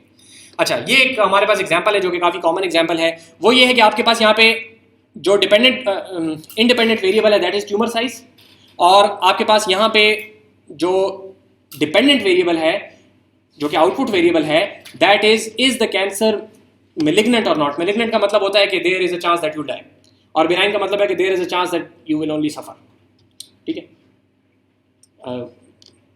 आप लोगों को ये जो बायोइन्फॉर्मेटिक्स वगैरह है उनको ज़्यादा पता होगा, आप लोगों ने तफसील से पढ़ा होगा। बेसिक हम इसको एग्जाम्पल को लेके जाते हैं। मेरा अपना जो काम है जो मैं मशीन लर्निंग अप्लाई कर रहा हूँ वो बेसिकली इस पर अप्लाई करें मैलवेयर के ऊपर। तो हम वहाँ पे ये सवाल उठाते हैं कि भाई ये चीज़ आपको मैंने कोड पीस ऑफ कोड पकड़ाया, इज दिस मैलवेयर और नॉट, ठीक है। वहाँ पे भी हम बिनाइन और मलिशियस का लफ्ज़ इस्तेमाल करते हैं, यहाँ पे मेलिग्नेंट होता है, ठीक है। मेलिग्नेंट कैंसर में होता है, मैलवेयर एनालिसिस में मलिशियस का लफ्ज़ हम इस्तेमाल करते हैं, ठीक है। तो यहाँ पे अब आपके पास 2 क्लासेस हैं, येस और नो, जिसको हम कहेंगे कि मेलिग्नेंट है या नहीं। तो हमारा सवाल क्या है कि आया ये कैंसर मेलिग्नेंट है या नहीं, तो वो अगर कहेगा हाँ तो इसका मतलब है मेलिग्नेंट है, तो हमारी जो क्लास ऑफ इंटरेस्ट है दैट इज मेलिग्नेंट, ठीक है, ठीक है। टारगेट क्लास इसको कह लें, बहुत सारे इसके नाम है, आगे आप फिर देख लेंगे, ठीक है। तो बेसिकली हम सवाल इससे करते हैं कि भाई ये चीज़ मेलिग्नेंट है या नहीं, और हमारे पास वाई जो डिसीजन मेकिंग का फीचर है that is the tumour size, ठीक है। तो ये हमारे पास एक डाटा सेट है छोटा सा। हम क्या कहते हैं कि जी ट्यूमर साइज जब 2 पॉइंट्स होता है तो वो नहीं होता मेलिग्नेंट, इस पे भी नहीं होता, इस पे भी नहीं होता, इस पे भी नहीं होता। जब ये पॉइंट आ जाता है तो हमारे पास ये मेलिग्नेंट हो जाता है, ठीक है। और इसके बाद यहाँ तक ये मेलिग्नेंट ही रहता है, ठीक है। लेट्स से हमारे पास एक डाटा सेट आ गया। अब जाहिर बात है कि हमारे पास तो एक हथौड़ी और तो कोई है नहीं हमारे पास तरीका, तो हम क्या करेंगे, हम उस हथौड़ी से इसको सही करने की कोशिश करेंगे, ठीक है। इस प्रॉब्लम के ऊपर हमारे पास एक ही टूल है, लीनियर रिग्रेशन का, हम वो अप्लाई करते हैं इसके ऊपर, ठीक है। तो हम इसके ऊपर अप्लाई करेंगे, किस तरीके से अप्लाई करेंगे, वैसे ही अप्लाई करेंगे जैसे करते हैं। हम कोई एट रैंडम थीटास की वैल्यू ले लेंगे, हम उसको ट्यूमर साइज देंगे, आउटपुट लेंगे, वो हमें कोई वैल्यू दे देगा आउटपुट करके, ठीक है। थीटा की वैल्यू लर्न हो जाएंगी और हमारे पास कोई एक लाइन आ जाएगी which is let's say this, ऐसी कोई लाइन आएगी। कुछ डाटा पॉइंट्स ऊपर है, कुछ डाटा पॉइंट्स नीचे हैं हमारी प्रेडिक्शन से, वहाँ पे भी कुछ डाटा पॉइंट्स ऊपर है, कुछ डाटा पॉइंट्स नीचे, कुछ एरर्स वगैरह हमारे पास आ रहे हैं, but this is what we hypothesise, ठीक है। अब मसला ये है कि हमने ये तो कहना नहीं है कि भाई ये चीज़ 2.5 है, ठीक है, या हमने ये तो कहना नहीं है कि 0.2 है, हमने तो कहना 0 या 1। तो अब क्या करें, जवाब तो हमने ये नहीं देना ना, जवाब तो हमारा हमें पता है कि 0 या 1 आना चाहिए। जबकि अगर मैं आपको कहूँ कि जी इस पॉइंट की हमारे पास क्या प्रिडिक्शन है, तो आप कहेंगे लेट्स से 0.7, ठीक है जी। इस बात का क्या मतलब है 0.7 के, मुझे पता है या नहीं है जी। तो हम ये करेंगे कि यहाँ पे एक कट लगा देंगे, ठीक है। हम यहाँ पे 0.5 के ऊपर एक कट लगा देते हैं, जो आपने शुरू में हाइपोथेसाइज किया था कि जो चीज़ 0.5 से ज़्यादा है वो हम कहते हैं कि ये ट्यूमर है, मेलिग्नेंट है, ठीक है। और जो इससे कम है तो वो नहीं है, ठीक है। अब यहाँ पे इसको देखें, इसको हम कहेंगे इसकी वैल्यू हमारे पास आ रही है माइनस में, बिल्कुल ठीक है, 0.5 से कम है, ये सही हो गया, ठीक है। इसको हमने क्या कहा, क्या कहेंगे इसको, 0.5 से कम इसकी प्रिडिक्शन आ रही है ना, तो हम इसको कहेंगे कि ये भी ये मेलिग्नेंट नहीं है, बेनाइन है, ये भी प्रिडिक्शन सही होगी। इसको बेनाइन कहेंगे, ये भी प्रिडिक्शन भी सही होगी। इसको बेनाइन कहेंगे, ये प्रिडिक्शन भी सही होगी। ये पॉइंट आ गया, इस पॉइंट को हम कहेंगे कि जी ये क्या है, मेलिग्नेंट है ना, यस कहेंगे हम इसको, ठीक है। नहीं, हमने इसको मेलिग्नेंट कहा और ये है मेलिग्नेंट, ये टिक मैं इस बात के लगा रहा हूँ कि हमारी प्रिडिक्शन सही है, ठीक है। वो टिक मैं उस बात के नहीं लगा रहा, टिक मैं इस बात के लगा रहा हूँ कि हमारी प्रिडिक्शन सही है, ठीक है। इसको हम क्या कहेंगे, मेलिग्नेंट कहेंगे, प्रिडिक्शन सही है। इसको मेलिग्नेंट कहेंगे, प्रिडिक्शन सही है। इसको मेलिग्नेंट कहेंगे, प्रिडिक्शन सही है, ठीक है। मसला तो कोई है नहीं, तो इसको लेके घर चले जाएं, इसको अप्लाई करें।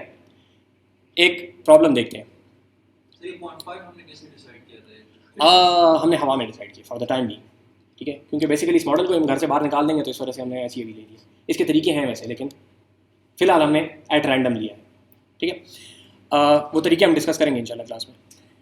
अच्छा जी, अभी क्या करते हैं कि हमारे पास एक और पेशेंट आया, ठीक है, जिसका ट्यूमर साइज बहुत बड़ा था, ठीक है। इनफैक्ट आपको ये डाटा सेट्स में मिलेंगे, कुछ अनफॉर्चुनेट पेशेंट्स इस तरह के हैं जिनके ट्यूमर साइज पूरे बॉडी वेट से भी ज़्यादा है, ठीक है। तो होते हैं, लेकिन बहरहाल रियलिस्टिक है, मैं इस हिसाब से आपको बता रहा हूँ, ठीक है।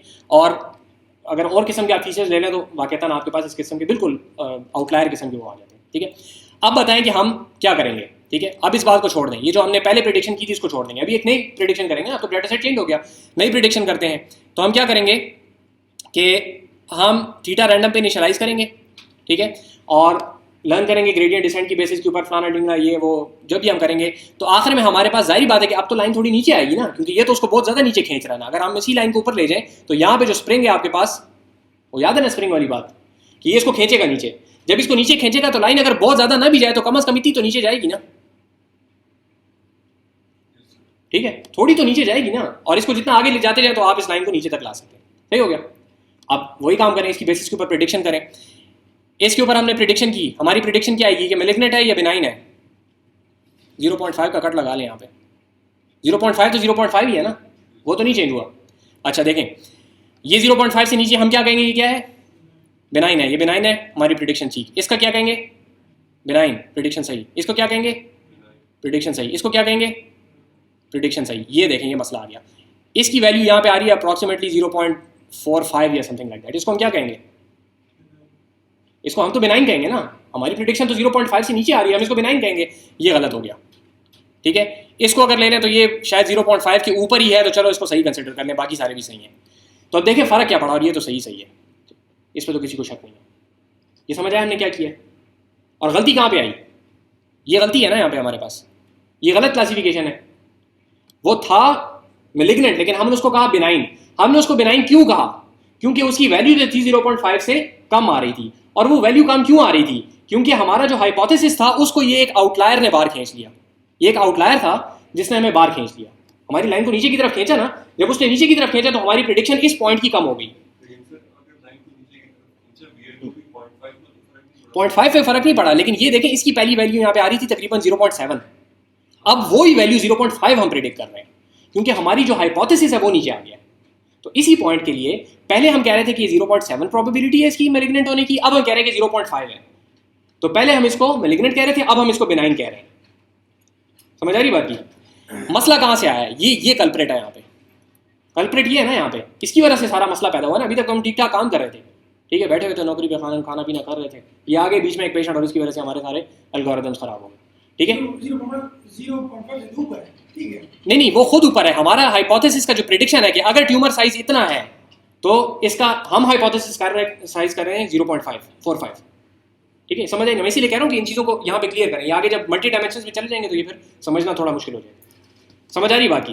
मतलब सर 0.5 के बाद अब 0.45 नया होगा। अब या तो हम ये करेंगे, अब हम कहेंगे जी 0.45 है, लेकिन 0.5 तो हमने एट रैंडम लिया था ना कि अगर आधे से ऊपर है तो उसको दे दो। 0.45 हम किस बेसिस पे कह रहे हैं?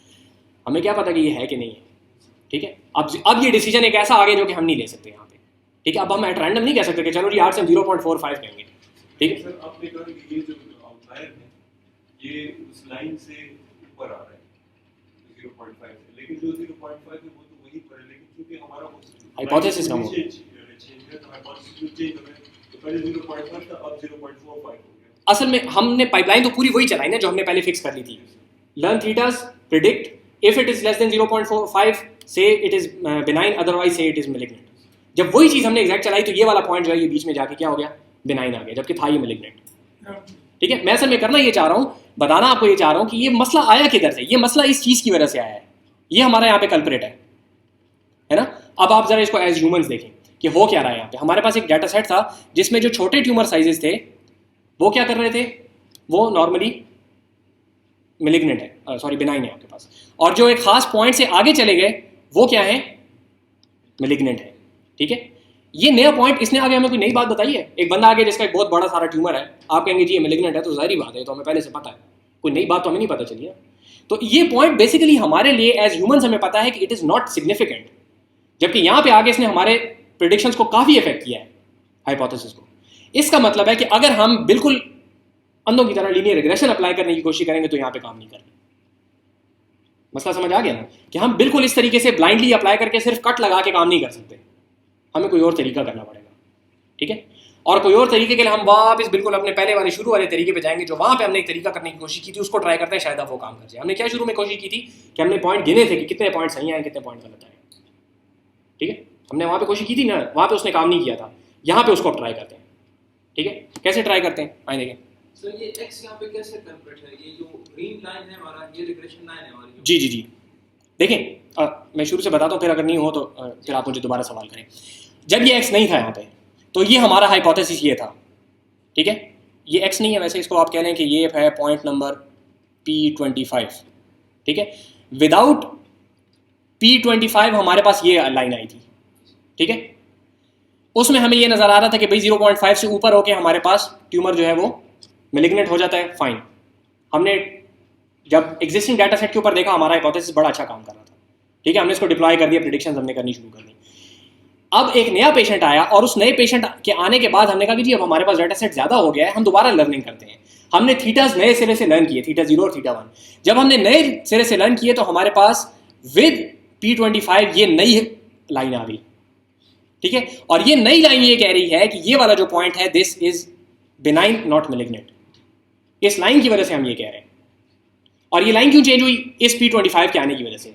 जबकि एज ह्यूमंस हमें पता है कि हाँ जी ट्यूमर साइज अगर इसका बहुत बड़ा है, लेट से अगर इससे बिल्कुल लाइन इस स्क्रीन से बाहर निकाल दें और उधर दीवार पे लगा दें, हमें फिर भी पता है कि हाँ जी ये मैलिग्नेंट होगा, इससे हमें कोई नई इन्फॉर्मेशन नहीं हासिल हो रही। तो इसका यहाँ पे होना जो है, इसने हमारे मॉडल को इसलिए अफेक्ट किया क्योंकि हम लीनियर रिग्रेशन अप्लाई कर रहे हैं बेसिकली प्रॉब्लम को सॉल्व करने के लिए। दो बातें कंफ्यूजन क्रिएट हुई। एक तो ये सर कि पहले केस में हम 0.5 को देख रहे हैं बिकॉज़ हमारे पास अगर ऊपर देखें जो मैलिग्नेंट है वो 4 है जी, ऊपर वाले। इसमें जो देखें ब्लू लाइन है उससे 2 नीचे आ गए। ये हाइपोथेसिस को नहीं देख रहे, ये पॉइंट्स को देख रहे। हाँ देखें, अच्छा देखें, एक मिनट देखें, मैं ये दोबारा बनाता हूँ।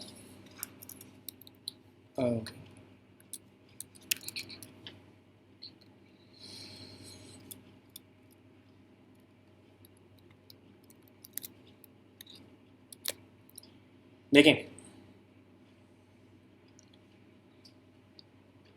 ये 3 पॉइंट्स बना रहा हूँ, ठीक है।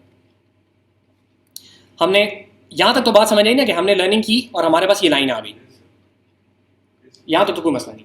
अब देखें, अब इन एक्सिस को इग्नोर कर दें, ये समझें यहाँ पे नहीं है, ठीक है, बिल्कुल नहीं है, चलें बल्कि बना लेते हैं कि नहीं है हमारे पास, ठीक है। ये हमारे पास लाइन है, ठीक है। हमने एक टेस्ट पॉइंट लिया ये वाला, हमने कहा कि भाई मुझे प्रिडिक्ट करके दो ये मैलिग्नेंट है कि बेनाइन है। हमारे पास प्रिडिक्शन क्या है, ये लेट्स से 0.1, ये 0.5 से कम है। हमने कहा कि ये पॉइंट जो है ये क्या है, बेनाइन है, ठीक है। फिर हमने एक और पॉइंट लिया ये वाला, हमने कहा इसकी क्या वैल्यू आ रही है, लेट्स से 0.2, ये क्या है, ये भी बेनाइन है। फिर हमने यहाँ पे एक पॉइंट लिया, मुख्तलिफ पॉइंट्स हम ले रहे हैं, ठीक है। इसको हमने कहा कि ये क्या है, यहाँ पे हमारे पास प्रिडिक्शन आई लेट्स से 0.6, इसको हमने कहा ये मिलीशियस है। फिर हमने यहाँ पे पॉइंट लिया, ये आया 0.7, हमने कहा ये मिलीशियस है। हम ये कर रहे हैं। यहाँ पे जब हम प्रिडिक्शन कर रहे हैं तो इनको मत देखेंगे ये ऊपर है या नीचे, इनका अब हमारे साथ कोई काम नहीं है। सिर्फ हम ये देखेंगे कि ये जो हमने बेनाइन प्रिडिक्ट किया ये यहाँ पे बेनाइन था कि नहीं था। तो हाँ जी, ये यहाँ पे बेनाइन था, हमने सही प्रिडिक्शन की। इस केस में अब अगर वो आउटलायर आ जाए जी अभी बनाते हैं, नीचे दोबारा आउटलायर के साथ बनाता हूँ। हमारे पास नया डाटा सेट आया जिसके अंदर हमारे पास पुराने पॉइंट से प्लस एक आउटलायर था, ठीक है। हमने लर्निंग की, हमारे पास लाइन तकरीबन ऐसी आ गई। हमने इसके ऊपर प्रेडिक्शन करनी शुरू की, हमने एक पॉइंट यहाँ उठाया, हमने कहा ये बेनाइन है कि क्या है, हमारे पास ये वाली लाइन थी, हमने कहा इसकी वैल्यू आ रही है 0.5 लेट से, तो इसको हमने कहा कि ये बेनाइन है।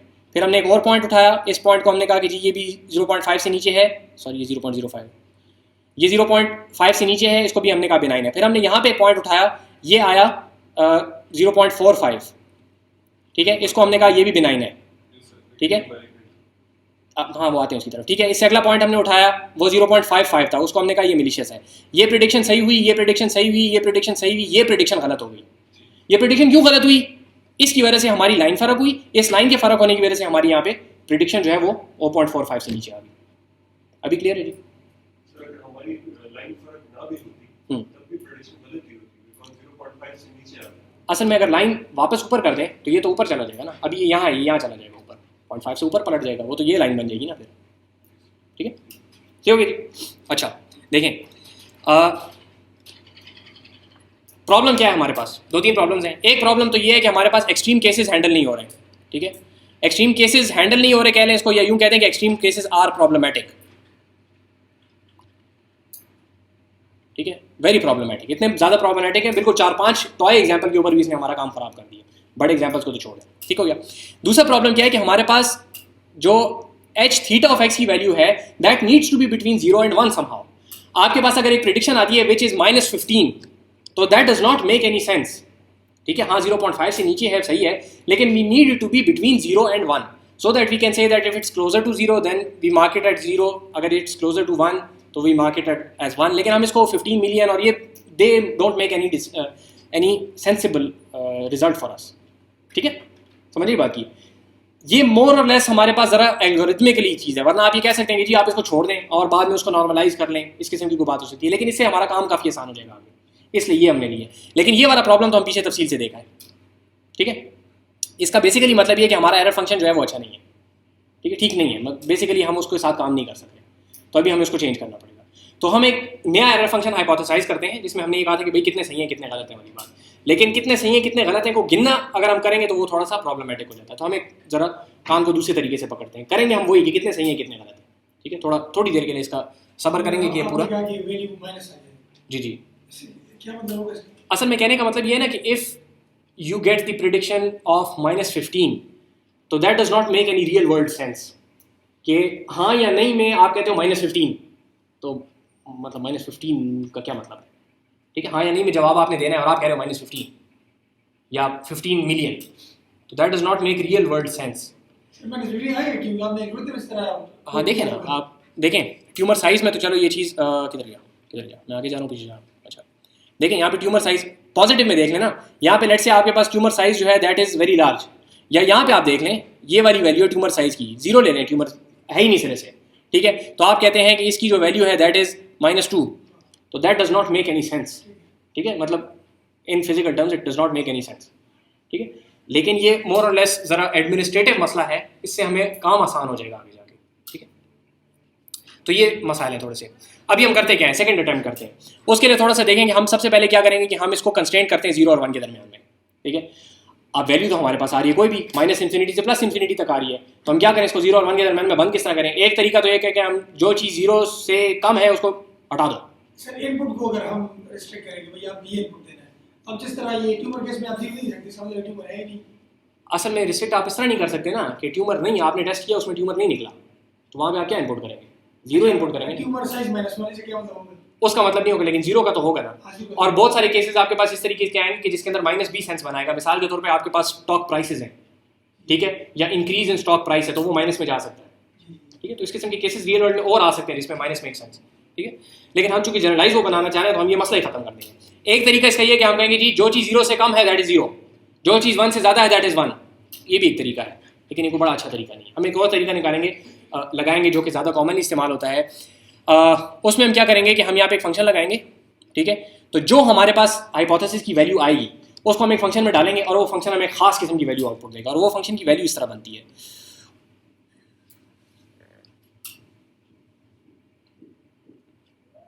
ये माइनस इन्फिनिटी है, ये ऊपर नहीं जा रहा चाहिए, लाइन के साथ साथ ही नीचे जा रहा है, और ये प्लस इन्फिनिटी है।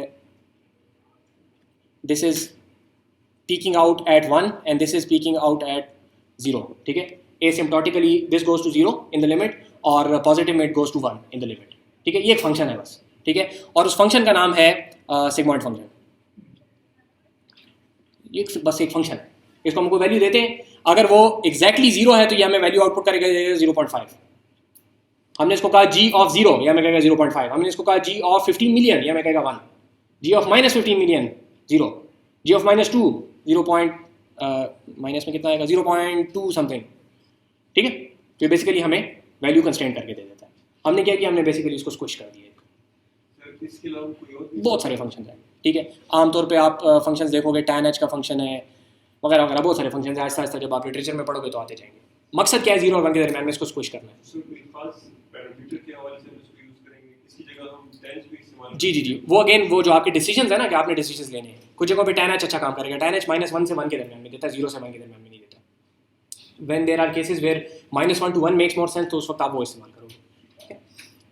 अच्छा, इसका जो फंक्शन है वो ये लिखा हुआ है यहाँ पे। g ऑफ z का मतलब है कि 1/1 + e to the -z, ठीक है। बस ये इक्वेशन इसमें डालें, z की वैल्यू आपको आउटपुट करके दे देगा। डाल के देख लें कहीं पे तो आपको पता चलेगा कि 0 की वैल्यू 0.5 आएगी। जब आप 0 से थोड़ा सा आगे चले जाएंगे तो 1 के करीब हो जाएगी, माइनस में जाएंगे तो वो 0 के करीब होती जाएगी। तो बेसिकली हमने इस पूरी चीज़ को स्क्विश कर दिया 0 और 1 के दरमियान में। एक मसला हल हो गया, ठीक है। अब वो दूसरा वाला एक्सट्रीम केसेस का जो था, जो कि बड़ा मसला था, अभी उसको हल करने की कोशिश करें, ठीक है। ये समझ आइए यहाँ तक बात, ठीक है। अगेन ये स्क्विशिंग के और भी बहुत सारे फंक्शंस हैं, ठीक है। यहाँ पे हमने ये इस्तेमाल किए, ठीक है, और काफ़ी सारे फंक्शंस मौजूद हैं। ओके, हाँ, ज़रा इसको देखें कि ये बेसिकली इसका मतलब क्या बना। इसका मतलब ये बना कि अगर हमारे पास h थीटा ऑफ x जो है वो ग्रेटर देन 0.5 आए, ठीक है। देखें h थीटा ऑफ x जो है वो ये स्क्विश करने के बाद है। अगर ये 0.5 से ज़्यादा आए तो इसका क्या मतलब होगा कि हमारे पास y की वैल्यू 1 है, ठीक है। अगेन वही हम काम कर रहे हैं, instead of using the raw values अब हम स्क्विश्ड वैल्यूज इस्तेमाल कर रहे हैं। सही हो गया। इस h थीटा ऑफ x को अगर आप खोल के लिख लें तो क्या होगा कि थीटा 0, थीटा 1, थीटा 2 x1 और x2 के साथ मल्टीप्लाई हो रहे हैं। थीटा 0 और theta 1 they just happen to be 1 here, सही है। नहीं लिखे हुए ना, मतलब कि 1 के साथ मल्टीप्लाई हो रहे हैं, तो थीटा 0 वो, और थीटा 0 जो है that is -3, theta 1 is 1, theta 2 is 1, सही है। कि लिख दूँ? बोले सर तो है ना, अगर सही है तो, नहीं है तो इस तरह सारे लाए कि सो गए, ठीक है। अच्छा, नहीं अगर समझ नहीं है तो असल में आगे हम नहीं जा सकते, क्योंकि इसकी बेसिस के ऊपर हमने और काम करना है। और समझ आ रही है तो इस तरह सारे लाएं। सर ये कंडीशन भी हम खुद लगाएंगे ना कि अगर 0.5 से ग्रेटर है तो उसको 1 कर। जी जी जी जी, अभी हमने ये अपने हाथ से लगाई हुई, ठीक है, बाद में हम इसको चेंज करेंगे, ठीक हो गया। अच्छा, तो यहाँ पे हमारे पास ये हाइपोथेसिस है। हमारे कहने का मतलब ये है कि if is this whole thing is greater than 0 तो फिर हमारे पास y = 1 होगा। तो ये 0 कहाँ से आ गया? यहाँ पे तो 0.5 था, क्योंकि हमने इसके ऊपर एक g लगाया हुआ है इस पूरी चीज़ के ऊपर। जब ये ग्रेटर देन 0 है इसका मतलब है कि g of this whole thing is greater than equal to 0.5, और जब वो ग्रेटर देन इक्वल टू 0.5 है तो हम कह रहे हैं कि y = 1। दोबारा देखें, ये है theta transpose x। Theta transpose x जब ग्रेटर देन 0 होगा तो पूरा h theta of x which is g of theta transpose of x वो ग्रेटर देन 0.5 होगा, क्योंकि इसका 0 उसके 0.5 के बराबर है, ठीक है, इसका 0 यहाँ पे थीटा ट्रांसपोज एक्स का 0 जी ऑफ थीटा ट्रांसपोज एक्स की 0.5 के बराबर है। तो जब ये पूरी चीज हमारे पास ग्रेटर देन 0 होगी तो हमारे पास G of this whole thing will be greater than 0.5, जिसका कि मतलब है कि जब ये चीज हमारे पास ग्रेटर देन 0 होगी तो हमारे पास y इज इक्वल टू 1 होगा। सही हो गया? greater than 0.5 होगी जीरो उससे कोई फर्क नहीं पड़ता, वो भी greater than equal to 0.5 will also be greater than 0.5, तो वो भी वही बात होगी। ठीक है, अच्छा इस इनइक्वालिटी को जरा सा हिला लें कि x1 plus x2 is greater than equal to 3। ठीक है, इस लाइन को अगर आप ड्रॉ करें तो ये लाइन यूं करके बनेगी, दोनों पॉइंट्स पे 3 से गुजरेगी और उल्टी होगी। ठीक है, क्योंकि देखें x2 plus 0, 3 plus 0 is greater than equal to, ये इक्वल टू मैंने ड्रॉ किया, ये जो लाइन है that is x1 plus x2 is equal to 3 मैंने ड्रॉ किया। ये लाइन समझ आ रही है? देखें यहाँ पे x1 की वैल्यू 3 है तो x2 की वैल्यू जो है वो 0 है। जैसे जैसे आप x2 को इंक्रीज करते जाते हैं x1 कम होता जाता है, ताकि दोनों का कंबाइंड सम जो है वो 3 के बराबर ही रहे। तो ये पूरी लाइन जो है 3 पे आ रही है। ठीक है, इसको आप इस तरह भी कर लें कि x1 is equal to 3 minus x2, तो ये आप बहरहाल इसको किसी भी तरीके से अपने आप को समझा लें कि लाइन हमने यहाँ से क्यों बनाई। ये तीसरा ट्रांसपोज है, ये वेक्टर है वो। ठीक है, ये दोबारा शुरू से देख लें कि क्या है। थीटा यहाँ पे 1 था, ये भी 1 था। हम बेसिकली ये जो पूरी लाइन हमारे पास आई है ना, इसको हम ड्रॉ करने की कोशिश कर रहे हैं। ठीक है, थीटास हमने लर्न कर लिए, पहले हमने लीनियर रिग्रेशन में तो इस तरीके से थीटास को ड्रॉ कर लिया था ना। अब यहाँ पे थीटास को अगर हम ड्रॉ करेंगे तो it does not make any sense for us, हमें उससे कोई फायदा नहीं होगा। करके देख लें, उससे हमें कोई मकसद हासिल नहीं होगा, तो हम कुछ और चीज़ ड्रॉ कर रहे हैं अभी। वो और क्या चीज़ है, आखिर में इसका नाम बताऊंगा। वो ये है कि हमारे पास यहाँ पे हमने ये जो रिलेशनशिप निकाला वो ये निकाला कि जब हमारे पास H theta of X greater than और इक्वल टू 0.5 होगा तो हमारे पास y1 होगा, यानी क्लास हमारी यस होगी। ठीक हो गया? या इसको हम दूसरे अल्फाज में इस तरह कह सकते हैं कि जब हमारे पास g of this whole thing will be greater than 0.5 तब हमारी क्लास जो है वो 1 होगी। या इसी को हम जरा सा थोड़ा सा और वो कर लें तो हम ये कह सकते हैं कि ये जो थीटा ट्रांसपोज x है जब ये ग्रेटर देन इक्वल टू 0 होगा तो उस वक्त हमारे पास क्लास 1 होगी। ठीक है, सारी एक ही बात को करने के मुख्तलिफ तरीके। अब जब ये बात हमारे पास प्रूव होगी तो हमने क्या किया कि इस -3 को उधर ले गए सिंपली, तो ये होगा x1 plus x2 is greater than equal to 3। Greater को थोड़ी देर के लिए छोड़ दें, इक्वल टू को हमने प्लॉट कर लिया। ठीक है, अब जितना पोर्शन इससे ऊपर है ये सारा ग्रेटर देन इक्वल टू 3 होगा। ठीक है, और जितना इससे नीचे है वो सारा लेस देन इक्वल टू 3 होगा। सही है ना? तो हम ये कह रहे हैं कि ये हमारे पास एक लाइन आ गई which is a boundary between the malignant classes and benign class. अब जो चीजें इस पॉइंट से ऊपर आएंगी उनको हम कहेंगे ये मैलिग्नेंट है, जो इससे नीचे आएंगी उनको हम कहेंगे ये बिनाइन है। क्यों? क्योंकि जो इससे ऊपर आएंगी उनकी वैल्यू यहाँ पे ग्रेटर देन 0 होगी और इस पूरे थ्रेशोल्ड पे उसकी वैल्यू ग्रेटर देन 0.5 होगी, जो कि हमारी बेसिकली प्रेडिक्शन का हमने एक पैरामीटर सेट किया हुआ। समझा की बात? ठीक है, क्लियर है? दोबारा देखें, हमने ये कहा कि हम 0.5 का थ्रेशोल्ड लेंगे, जिसका क्या मतलब है कि अगर हमारे पास स्क्विश्ड फंक्शन की वैल्यू ग्रेटर देन 0.5 है तो हम इसको कहेंगे कि ये मैलिग्नेंट है, वरना बिनाइन है। अब स्क्विश्ड फंक्शन की वैल्यू 0.5 से ज्यादा होने का मतलब है कि अनस्क्विश्ड फंक्शन की वैल्यू ग्रेटर देन 0 हो। ठीक है, अनस्क्विश्ड फंक्शन की वैल्यू ग्रेटर देन 0 होने का मतलब है कि x1 plus x2 is greater than equal to 3, क्योंकि यहाँ पे हमने थीटा 1 और थीटा 2 जो है वो सपोज किए हुए कि 1 है। कुछ और होगा तो जाहिर बात है कि डिसीजन बाउंड्री कुछ और बनेगी। ये सिग्मॉइड के हवाले से आप बता रहे हैं। जी, सिग्मॉइड की वजह से 0.5 हुआ है। ठीक है, हमने यू सिग्मॉइड को ही करना है, ये सिर्फ हम ड्रॉ करने के लिए इसको वापस 0 पे ले गए, वरना 0 के साथ हमारा कोई काम नहीं होगा। Purely for the sake of drawing this line हम इसको लेके गए। सर आपने कहा कि थीटा को अगर हम ले तो उससे फर्क नहीं पड़ेगा, अभी थोड़ी देर पहले आपने कहा थीटा 1 प्लस थीटा 2, लेकिन फिर कुछ और लें तो फर्क पड़ेगा। मतलब मैं ये कह रहा हूँ कि चूंकि वो 1 है तो यहाँ पे इसलिए नहीं लिखा, फर्क नहीं पड़ रहा। अगर उसको आप 2 कर लें तो डिसीजन बाउंड्री फर्क हो जाएगी, क्योंकि ये पूरी इक्वेशन आपकी फर्क हो जाएगी ना जो हम ड्रॉ करने की कोशिश करें। लेट्स से वो 2x1 plus x2 is equal to is greater than equal to 3 हो जाएगा, तो वो कुछ और चीज हो जाएगी। ठीक है, तो अब हमारे पास ये एक लाइन आ गई जो कि हमें ये बता रही है कि this is your decision point. जो चीज इससे इधर जाएगी दैट इज मैलिग्नेंट, जो इससे इधर आएगी दैट इज बिनाइन। तो ये आपके पास एक बाउंड्री बन गई, इससे इस तरफ मैलिग्नेंट का एरिया, इससे इस तरफ जो है आपके पास बिनाइन का एरिया है। ठीक है, तो ये जो आपके पास एक लाइन आ जाती है, एक पार्टीशन आ जाती है, इसको कहा जाता है डिसीजन बाउंड्री। ठीक है, और ये हमारे पास यहाँ पे स्ट्रेट लाइन है। क्यों? क्योंकि हमारे पास यहाँ पे जो रिलेशनशिप है दैट वाज लीनियर। ठीक है, ये हमारे पास यहाँ पे स्ट्रेट लाइन है। ये जो तीसरा ट्रांसपोज है ये मैट्रिक्स वाला ट्रांसपोज है कि नहीं? ये वही वजह है, ये मैट्रिक्स वाला ट्रांसपोज है बिल्कुल। ये हमने क्यों किया है, ये अगर आप याद करें तो थीटा हमारे पास यूं था, एक्स भी हमारे पास यूं था, ये आपस में मल्टीप्लाई नहीं हो सकते थे, इसको हम ले जाते थे यूं और यूं में ताकि ये मल्टीप्लाई हो सके। ठीक है, वो असल में शुरू में इसी वजह से वो किया था, क्योंकि ये अभी तो यहाँ पे हम देख रहे हैं सिंपल सा है, जब आप कोड में देखते हैं ना तो एक खिचड़ी बनी होती है, वो इसीलिए शुरू में उसको वहाँ पे तफसील हमने थोड़ा टाइम दिया ताकि वो प्रोग्रामिंग में वो मसला ना आए। ठीक है, ये बात समझ आ गई डिसीजन बाउंड्री की, कि डिसीजन बाउंड्री कहाँ से आती है, स्क्विश्ड फंक्शन के ऊपर जो हमने थ्रेशोल्ड लगाया होता है। सिर्फ विजुअलाइज करने के लिए हम यहाँ पे वापस अनस्क्विश्ड फंक्शन पे गए, वरना काम हम स्क्विश्ड फंक्शन के ऊपर ही करेंगे। सर अगर हम थीटा 1 थीटा 2 के साथ ये x1 x1 के साथ वैल्यू देना है तो उसको स्विच करें तो भी तो यही चीज है। बिल्कुल यही चीज़ आएगी। मेरा कहने का मतलब सिर्फ ये था कि थीटा 0 थीटा 1 को चेंज करने से डिसीजन बाउंड्री मूव करेगी। जी जी जी, वो मूव करेगी सिर्फ, और वही हमारा मकसद है ना। असल में थीटास को चेंज करके तो हम इस डिसीजन बाउंड्री को ही तो मूव करना चाह रहे हैं। लेकिन सर आपने कहा कि x1 और x2 वैल्यू थीटा 1 थीटा 2 को देने से फर्क नहीं पड़ेगा। यहाँ पे इधर चूंकि उसकी वैल्यू 1 है तो लिखने से फर्क नहीं पड़ेगा, सिर्फ ये कह रहा था। देने से फर्क पड़ेगा, अगर मैंने अदीना कहा तो गलत कहा है, ठीक है, मैं बात वो फिर गलत है। यहाँ पे लिखने से फर्क नहीं पड़ेगा। अच्छा देखें फर्क किस तरह पड़ेगा, यहाँ पे देखें, लेट्स से ये -3 क्या चीज़ थी, थीटा 0 इज इक्वल टू -3, ठीक है। लेट्स से इस थीटा को हमने कोई और लर्न किया थी, कोई और लर्न हमने चीज़ की थी, हमने 0.6 लर्न किया था। थीटा 0 इज इक्वल टू हमने लर्न किया था -6। तो अब डिसीजन बाउंड्री हमारे पास यहाँ ये वाली बनेगी, दूसरी लाइन से बना लेते हैं कि खिचड़ी बन गई यहाँ पे।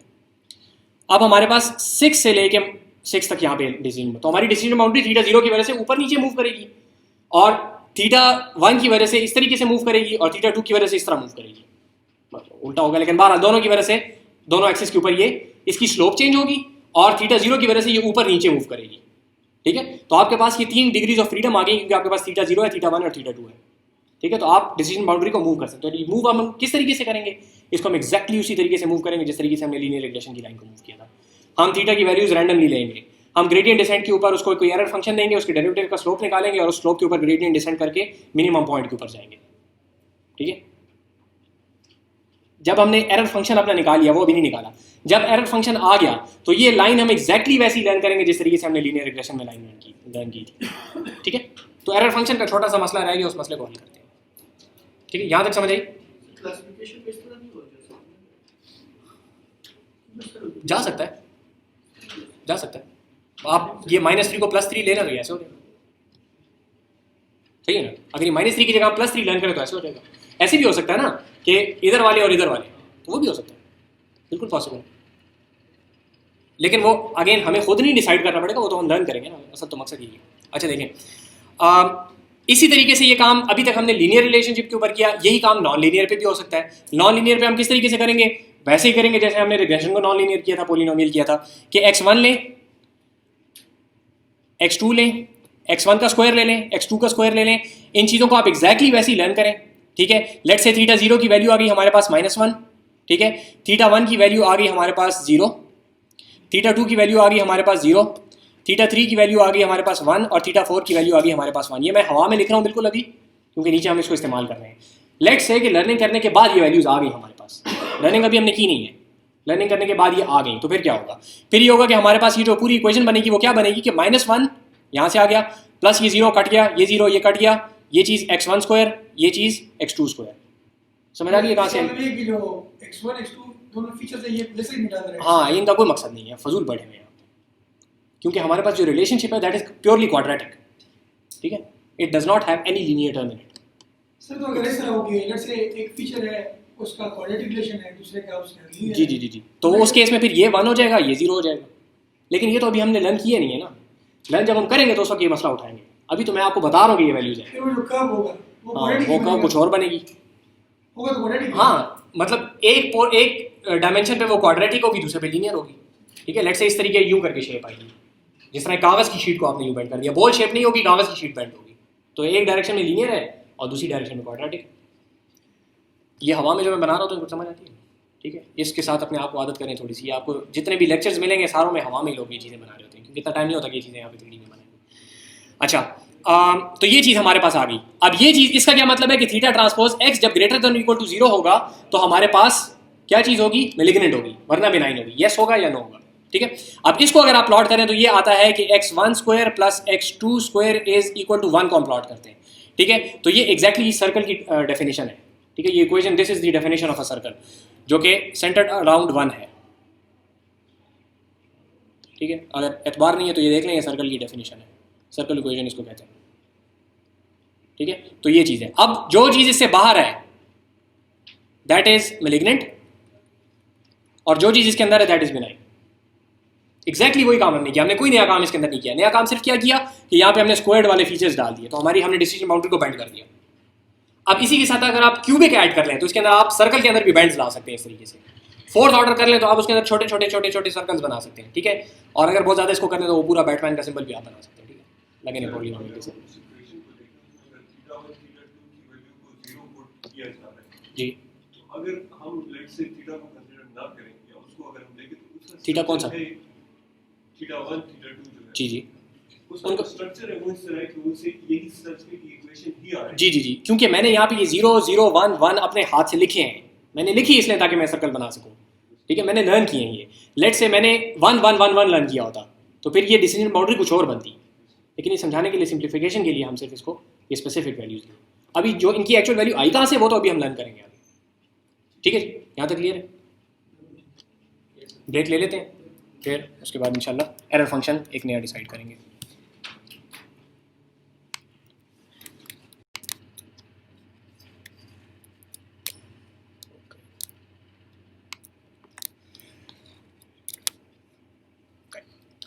अच्छा जी, तो हमने बात यहाँ पे छोड़ी थी,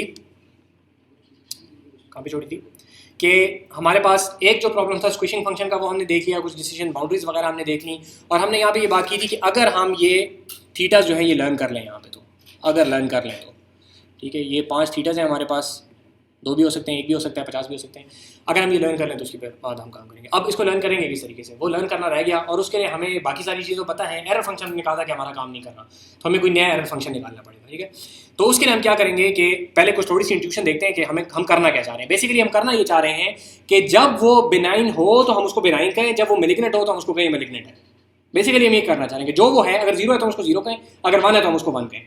तो हम इसको ऐसे कह सकते हैं कि इफ़ हमारी prediction is equal to 1 and उसकी expected value is equal to 1, तो फिर इसकी कॉस्ट अच्छी हो, ठीक है। इस तरह इफ देन एल्स करके पूरी स्विच की हम लैडर लगा सकते हैं, उसके जरिए से हम काम कर सकते हैं। उसमें प्रॉब्लम ये है कि वो चूंकि मैथमेटिकल नहीं है तो उसकी डेरिवेशन निकालना थोड़ा सा प्रॉब्लमेटिक हो जाएगा, और जब डेरिवेटिव नहीं निकलेगा तो हमारी पूरी पीछे जो पाइपलाइन है वो काम नहीं करेगी, ठीक है। तो हम इस चीज़ को थोड़ा सा डिफरेंट तरीके से अप्रोच करेंगे ताकि हम इसको मैथमेटिकली इनकोड कर सकें, ताकि हम उसका डेरिवेटिव ले सकें, ताकि हम उसको अपनी पाइपलाइन में फिट करके उसके ऊपर ग्रेडियंट डिसेंट लगा सकें। हम इफ देन एल्स इसलिए नहीं लगा रहे, इफ देन एल्स से हमारे मकसद हल हो सकता है। वो हम इसलिए नहीं लगा सकते क्योंकि वो पीस वाइज होती हैं चीज़ें, ठीक है, उनका डेरिवेटिव काफ़ी कॉम्प्लिकेटेड आता है, ठीक है। तो चूंकि डेरिवेटिव हमें चाहिए ग्रेडियंट डिसेंट के लिए, स्लोप निकालनी होती है ना हमने, वहाँ पे एरर फंक्शन होता है, उसकी स्लोप होती है, हम जाते हैं हमें थीटा मिल जाता है। तो पीस वाइज फंक्शन का डेरिवेटिव काफ़ी कॉम्प्लिकेटेड होता है, ठीक है। तो हम करना ये चाह रहे हैं कि हम इसको किसी ऐसी शक्ल में ले आएँ कि जी ये पीस वाइज ना रहे, हमें इफ देन एल्स ना लगाना पड़े। पीस वाइज का ये मतलब है कि अगर ये तो फिर ये, वरना ये तो फिर ये, वरना ये तो फिर ये, ठीक है। इफ देन एल्स को इसको पीस वाइज फंक्शन कहा जाता है। तो अभी हम एरर फंक्शन डिफाइन करने के लिए एक ऐसा तरीकाकार करने की कोशिश कर रहे हैं कि इसी पीस वाइज फंक्शन को हम इनकोड कर लें किसी तरीके से मैथमेटिकली। दोबारा एक छोटी सी समरी बता रहा हूँ कि हम करना ये चाह रहे हैं कि एरर फंक्शन हम कैलकुलेट करना चाह रहे हैं। एरर फंक्शन जो हम इनकोड करना चाह रहे हैं वो ये है कि अगर हमारी प्रेडिक्शन बिनाइन की है और एक्सपेक्टेड वैल्यू बिनाइन की है तो हमारी कॉस्ट कम होनी चाहिए। अगर हमारी प्रेडिक्शन मेलिग्नेंट की है और एक्सपेक्टेड भी मेलिग्नेंट ही है तो कॉस्ट कम होनी चाहिए। अगर दोनों में फ़र्क है तो फिर कॉस्ट ज़्यादा होनी चाहिए, क्योंकि बुरी बात है ये, हम उसको मिनिमाइज करना चाहते हैं कॉस्ट को। तो अगर फ़र्क है तो कॉस्ट ज़्यादा, अगर एक जैसे हैं तो कॉस्ट कम। लेकिन इसको हम इफ देन एल्स करके इसलिए नहीं लिख सकते क्योंकि उसका पार्शियल उनके डेरिवेटिव्स वगैरह निकालना जो है मुश्किल होता है। तो हम इसको किसी ऐसी मैथमेटिकल नोटेशन में लाना चाह रहे हैं जिसका डेरिवेटिव निकालना आसान हो। ठीक हो गया? तो मैं एक आप लोगों को एक आइडिया देता हूँ, फिर इसको देखते हैं कि इससे बनता है कि नहीं बनती है चीज़। ठीक है, तो हम एक फंक्शन लेंगे ऐसा जो कि जब हमारे पास जो वैल्यू हमने प्रेडिक्ट की है वो 1 हो, ठीक है, और y भी 1 हो। y जो है हमारे पास रिकॉल करेंगे एक्सपेक्टेड वैल्यू है और ये हमारी प्रिडिक्शन है। ठीक है, तो ये h थीटा ऑफ x है। ठीक है, हमारी प्रिडिक्शन जो है y कैप इसको कह लें। अगर हमारी y कैप 1 है, ये इस केस में जब y 1 था, अगर हमारी प्रिडिक्शन जो है वो 1 है तो हमारी कॉस्ट 0 होनी चाहिए। ठीक है, और अगर y जो है 1 था लेकिन हमने प्रिडिक्शन 0 की तो हमारी कॉस्ट बहुत ज़्यादा होनी चाहिए। ठीक है, यही बात कर रहे हैं हम। ठीक है, तो इसके लिए बहुत सारे फंक्शन हो सकते हैं। हम इस तरीके से एक स्ट्रेट लाइन लगा सकते हैं। ठीक है, बहुत सारे किस्म की लाइनें लगा सकते हैं। जो एक लाइन हम यहाँ पे ले रहे हैं वो इस किस्म की है। ठीक है, सही हो गया। ये उस केस में जब y 1 है। दूसरा केस क्या है कि जब y इज इक्वल टू 0 है। जब y इज इक्वल टू 0 है और हमारी प्रिडिक्शन 1 है तो हम क्या चाहते हैं कि कॉस्ट बहुत ज़्यादा हो, और जब हमारी प्रिडिक्शन 0 है तो हम चाहते हैं कि कॉस्ट बहुत कम हो। तो इसके लिए भी हम ये एक फंक्शन ले रहे हैं, सही है। तो ये दो फंक्शन हमारे पास यहाँ पे लिखे हुए हैं कि जिस केस में y इक्वल टू 1 है तो हम ये फंक्शन लेंगे। ये जो फंक्शन यहाँ पे बना हुआ है ना, ये बेसिकली ये फंक्शन है, ठीक है। माइनस लॉग ऑफ जो हमारी प्रिडिक्शन है, ये हमारी कॉस्ट होगी। ये नोटेशन समझ आती है आप लोगों को जो बनी हुई है। ये पीस वाइज फंक्शन इसको कहा जाता है, क्यों? क्योंकि इसके अंदर दो पीसेस हैं। एक पीस उस केस को हैंडल करता है जब y 1 है, दूसरा पीस उस केस को हैंडल करता है जब y 0 है। जब y 1 है तो इस पूरे फंक्शन की वैल्यू जो है वो minus log of h theta of x होगी। जब y 0 है तो उस वक्त इस पूरे फंक्शन की जो वैल्यू है that is minus log of 1 minus h theta of x, ताकि ये शक्ल बन जाए। जो नीचे दो शक्लें मैंने बनाई है ना, इस वजह से हमने ली। एक और उसकी वजह है, वो थोड़ा बाद में आएगी।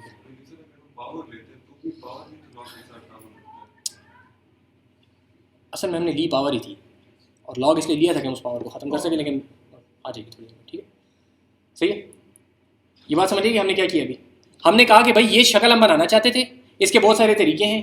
हमने ये दो फंक्शंस ले लिए, भाई हम इसके ज़रिए से ट्राई करते हैं, ठीक है। एक हमने बस तरीका लिया, एक तरीका और भी तरीके हो सकते हैं, ये एक तरीका हमने लिया। इनको हमने जब यहाँ पे लिखा तो y इज इक्वल टू 1 वाला केस ये आ गया और y इज इक्वल टू 0 वाला केस ये आ गया, ठीक है। कोई मसला तो नहीं है, ठीक है। और मसला है कि शुरू में हमने बात ही की थी कि हम पीस वाइज नहीं करना चाहते, और ये तो फिर पीस वाइज है, ठीक है। तो अभी इसके साथ मसले को हल करते हैं, खैर थोड़ी देर में। देखें हम अभी से हमारा एक्चुअल डिसीजन आउटपुट जो है जी जी पीस वाइज ही होगा, 0 1। जी वो पीस वाइज होगा, लेकिन ये तो हम कॉस्ट निकाल रहे हैं ना। जो कॉस्ट है हमारी, कॉस्ट हमें चाहिए भाई इस तरह की जिसका हम डेरिवेटिव निकाल सकें, क्योंकि ग्रेडियंट डिसेंट में हमें क्या चाहिए? कॉस्ट चाहिए, कॉस्ट का डेरिवेटिव चाहिए, लर्निंग रेट चाहिए, और हम उसके ऊपर काम कर लेंगे। लर्निंग रेट तो मसला कोई नहीं, वो तो अलग है। एरर फंक्शन हम कोई ऐसा निकालना चाह रहे हैं जिसका डेरिवेटिव हम निकाल सकें, ताकि हम वही एग्जिस्टिंग जो हमारी पाइपलाइन में जो हमने जीपीयू रखा हुआ है, जो हमारा सारा काम करता है ग्रेडियंट डिसेंट का, हम उसको दें और वो हमें प्रेडिक्शन करके दे दे सीधा, ठीक है। अच्छा, तो देखें ज़रा एक थोड़ा सा और रिकॉल करेंगे। हमने क्या किया था कि हमने कॉस्ट फंक्शन लिया था, ठीक है। कॉस्ट फंक्शन को हमने क्या किया था, इस तरीके से लिख सकते हैं कि ये पूरी चीज़ को अगर हम कॉस्ट फंक्शन के तौर पे लिख लें तो g of theta is equal to summation of the errors of all the points, ऐसे लिया था ना हमने। तो उसको हमने सिर्फ लिख लिया कॉस्ट फंक्शन के लफ्ज़ के साथ, इसमें कोई फ़र्क अभी हमने किया नहीं है, ठीक है, ठीक है। अच्छा, अब यहाँ पे हमारे पास कॉस्ट क्या चीज़ है? ये चीज़ है, ठीक है। अब ये है पीस वाइज, हमें पीस वाइज नहीं चाहिए, उसके लिए तो हमने ये खड़ाक पाला है, ठीक है। तो हम इसको क्या करते हैं, अभी इस पीस वाइज को हम थोड़ा सा डिराइव करते हैं ताकि ये एक सिंगल इक्वेशन हमारे पास आ जाए। पीस वाइज को सिंगल इक्वेशन में लाने के बहुत सारे तरीके हैं। एक तरीका भी हम देख रहे हैं, ये कहाँ से आया को छोड़ दें, ये देख लें कि ये दोनों इक्विवेलेंट हैं कि नहीं। सर इसको अगर हम कॉस्ट के साथ नहीं लिखते तो भी तो बात वही है, लेकिन असल में आगे फिर अभी हम सारी जगह पे बड़ी बड़ी कहानी लिखनी पड़ेगी ना, दूसरी जगह पे हम सिर्फ कॉस्ट लिख देंगे। सिर्फ नोटेशन है, शुगर कोट किया हुआ इसको, कोई इसमें फ़र्क नहीं, सही बात है, ठीक है जी। बात समझिए हम क्या करना चाह रहे हैं। हम बेसिकली इस पीस वाइज फंक्शन को एक क्लोज्ड फॉर्म इक्वेशन में लाना चाह रहे हैं, ठीक है। कि एक हमारे पास बात लिखी और बस that should be the cost. तो देखिए हम किस तरीके से करेंगे। पहले लिखता हूँ फिर एक्सप्लेन करता हूँ कि y को हम मल्टीप्लाई कर देंगे minus log of h theta of x के साथ, ठीक है। और इसको हम मल्टीप्लाई कर देंगे 1 माइनस वाई को हम मल्टीप्लाई कर देंगे minus log of 1 minus H theta of x के साथ, ठीक है। और दरम्यान में लगा देंगे प्लस, सही है। अभी देखें इसे होगा क्या। लेट से y इज इक्वल टू 1 है, तो ये क्या चीज़ होगी, इस तरह कर लें, y जो है 1 हो जाएगा, ठीक है। तो हमारे पास ये टर्म ऐसी की ऐसी रह जाएगी, सही है। और ये क्या हो जाएगा, ये 0 हो जाएगा, ठीक है। और ये टर्म जो है ख़त्म हो जाएगी, 0 के साथ मल्टीप्लाई हो जाएगी, ख़त्म हो जाएगी। तो हमारे पास सिर्फ जो चीज़ रह जाएगी वो ये रह जाएगी, किस केस में, when y is equal to 1, सही है। और जब y इज इक्वल टू 0 होगा तो उस वक्त ये चीज़ ख़त्म हो जाएगी, y इज इक्वल टू 0 के केस में, और ये चीज़ रह जाएगी पूरी की पूरी, क्योंकि 1 माइनस 0 इज इक्वल टू 1, तो ये रह जाएगी और ये हमारे पास आ जाएगी, किस केस में, जब y इज इक्वल टू 0 हो जाएगा, ठीक है। तो वही पीस वाइज फंक्शन अब हमने इस तरीके से लिख लिया कि जब y की वैल्यू हमें मिलेगी और उसके हिसाब से हम इस इक्वेशन के अंदर डालेंगे तो हमें रिजल्ट वही मिलेंगे जो कि इस पीस वाइज फंक्शन में मिले थे। दोबारा देख लें, दो ही केसेस हो सकते हैं, या y 1 होगी या y 0 होगा। अगर y 1 होगा तो ये 1 हो जाएगा, ये चीज़ 0 हो जाएगी, तो हमारे पास ये टर्म रह जाएगी जो कि ये वाली है। अगर y 0 होगा तो ये खत्म हो जाएगा, कट जाएगा, और ये टर्म जो है 1 हो जाएगी, तो सिर्फ ये वाली स्टेटमेंट हमारे पास रह जाएगी जो कि हमारे पास 0 के केस वाली है, जो यहाँ पे लिखी है। 1 और 0 सर उस वक्त आते हैं जब हमारे ये आपने कहा ना कि दो तरह की होती है, एक जो सिमिलर होती है, जी जी जी, ये देखिए, ये y जो है ना, ये y है हमारे पास जो एक्सपेक्टेड वैल्यू है। हमने एक डाटा पॉइंट उठाया, ठीक है, अब हमने कॉस्ट निकालनी है इसकी। हर पॉइंट की अलग अलग कॉस्ट निकालते हैं ना। ये डाटा पॉइंट हमने उठाया, या ये 1 होगा या 0 होगा ना। एक्सपेक्टेड वैल्यू तो या 0 होगी 1 होगी, और कुछ नहीं हो सकती। हमने उठा लिया, अब हमने देखा लेट से 1 है वो, तो हमने क्या किया, अपनी प्रिडिक्शन का माइनस लॉग कैलकुलेट कर लिया, ठीक है। अगर हमारी प्रिडिक्शन 1 थी तो हमारी y1 के केस में क्या आएगी, कॉस्ट 0 आएगी, ठीक है। तो हमारी कॉस्ट क्या होगी, 0 होगी। दूसरी term does not matter because this whole thing is 0, और ये कट जाता है। एक और डाटा पॉइंट हमने उठाया, उसके अंदर y की वैल्यू 0 थी। जब y की वैल्यू 0 थी, हमने इस इक्वेशन में उसको डाला कॉस्ट निकालने के लिए, ये 0 की वजह से ये कट गया, ये 1 हो गया, और पूरी कॉस्ट ये आ गई हमारे पास, ठीक है। ये तब बहुत ज़्यादा होती है जब हमारे पास 1 हो हमारा हाइपोथेसिस, ठीक है। तो दोबारा बंद करते हैं, ठीक है। तो जब हमारे पास हमारी प्रिडिक्शन एक्सपेक्टेड वैल्यू से फर्क होगी, तो ये पूरे का पूरा जो फंक्शन है हमारे पास, ये हमें बहुत हाई वैल्यू देगा जब फर्क होगी। और जब दोनों एक जैसी होंगी तो हमें 0 वैल्यू देगा। जितना ज्यादा फर्क होगा उतनी ज्यादा हाई वैल्यू देगा ये, ठीक है। ये मैंने कहाँ से कहा, ये मैंने यहाँ से कहा कि देखें, अगर हमारी प्रिडिक्शन और वो बराबर थे तो हमारी कॉस्ट 0 थी। जितना फर्क ज्यादा होता जाएगा, अगर हमारी प्रिडिक्शन एक्जैक्टली 1 हमने की, हमने कहा ये तो 1 ही है, बड़ी कॉन्फिडेंस है हमने कहा उसको, ठीक है, तो वो हम कहेगा कि कॉस्ट बहुत ज़्यादा है। बेवकूफ़ियाँ मत करो, ये तो 1 है ही नहीं सिर्फ से, ये तो 0 है, ठीक है। तो कॉस्ट बहुत ज़्यादा आएगी। और अगर उसने वो थी 0 और हमने 0 ही कहा तो कॉस्ट इज 0, ठीक है। ये एग्जैक्ट इस चीज़ को हमने यहाँ पे इनकोड कर लिया अपने इस फंक्शन के अंदर। अब थोड़ी सी इसकी आगे पीछे इसको करते हैं। वो ये है कि ये माइनस है, इसको बाहर निकाल लें, और ये माइनस है, इसको बाहर निकाल लें, तो ये माइनस हो जाएगा, और ये माइनस हो जाएगा, तो माइनस माइनस बाहर कर दें, तो ये माइनस यहाँ पे जो आया हुआ है इसको देखें, ये नोट करें, लास्ट टाइम नहीं था, ये अब आ गया, और ये दरमियान में सारी चीज़ें प्लस प्लस हो गई, ठीक है। सिंपल अलजेब्रा इधर उधर की है चीज़ों को, ठीक है। प्लस हमने क्या किया कि चूंकि हर पॉइंट का हमने लेना था, तो ये हमने एक पॉइंट का किया था, अब यहाँ पे हर पॉइंट के साथ हमने आई लगा दिया, और हम क्या कर रहे हैं कि हम तमाम के तमाम पॉइंट्स का समेशन ऑफ द कॉस्ट ले लेंगे, ठीक है। उसी तरीके से अब अगेन, अब जरूरी नहीं है कि आप सारों के सारों का लें, आप इसके ऊपर स्टोकेस्टिक ग्रेडियंट डिसेंट अप्लाई कर दो तो एक एक पॉइंट का लेके चलेंगे आगे, मिनी बैच कर लें, बैच कर लें, ठीक है। अब यहाँ से आगे आपके पास ये फंक्शन आ गया कॉस्ट फंक्शन। इसी कॉस्ट फंक्शन का डेरिवेटिव निकालें, जो कि अभी अगली स्लाइड में आ जाएगा, लिखा हुआ आपको मिल जाएगा, ठीक है। कॉस्ट लें, डेरिवेटिव लें, ग्रेडियंट डिसेंट को पकड़ाएं, वो जाने और उसका काम जाने, वो आखिर में आपको थीटा की वैल्यूज निकाल के दे देगा which have the minimum cost, ठीक हो गया, समझिए बात। सर एक तो आपने ये तरीका बताया, ये ग्रेडियंट वाला है, सचिन की तो और भी है कहीं के अंदर लोकल इंसर्ट वगैरह, और तब उसको हम क्यों डिस्कस कर रहे हैं? इसलिए नहीं डिस्कस कर रहे हैं कि हमारे पास ये एक तरीका आ गया ना, एरर उसमें भी कॉस्ट ही होती है ना, ठीक है। जब आपके पास कॉस्ट आ गया तो आप चाहे मिनिमम उस तरीके से निकालो, इस तरीके से निकालो, मिनिमम आएगा ना आखिर में, बाकी पाइपलाइन पे कोई फर्क नहीं पड़ता।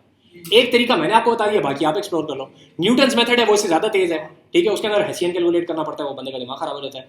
हाई डायमेंशन में हेसियन कैलकुलेट नहीं होता, मतलब इस किस्म की चीज़ें हैं ना, जो कि हर उसके अपने अपने फ़वायद हैं, ठीक है। न्यूटन्स मेथड के अंदर आइट्रेशंस बहुत कम होती हैं, वो ठक करके उधर पहुँच जाता है मिनिमम के ऊपर, ठीक है।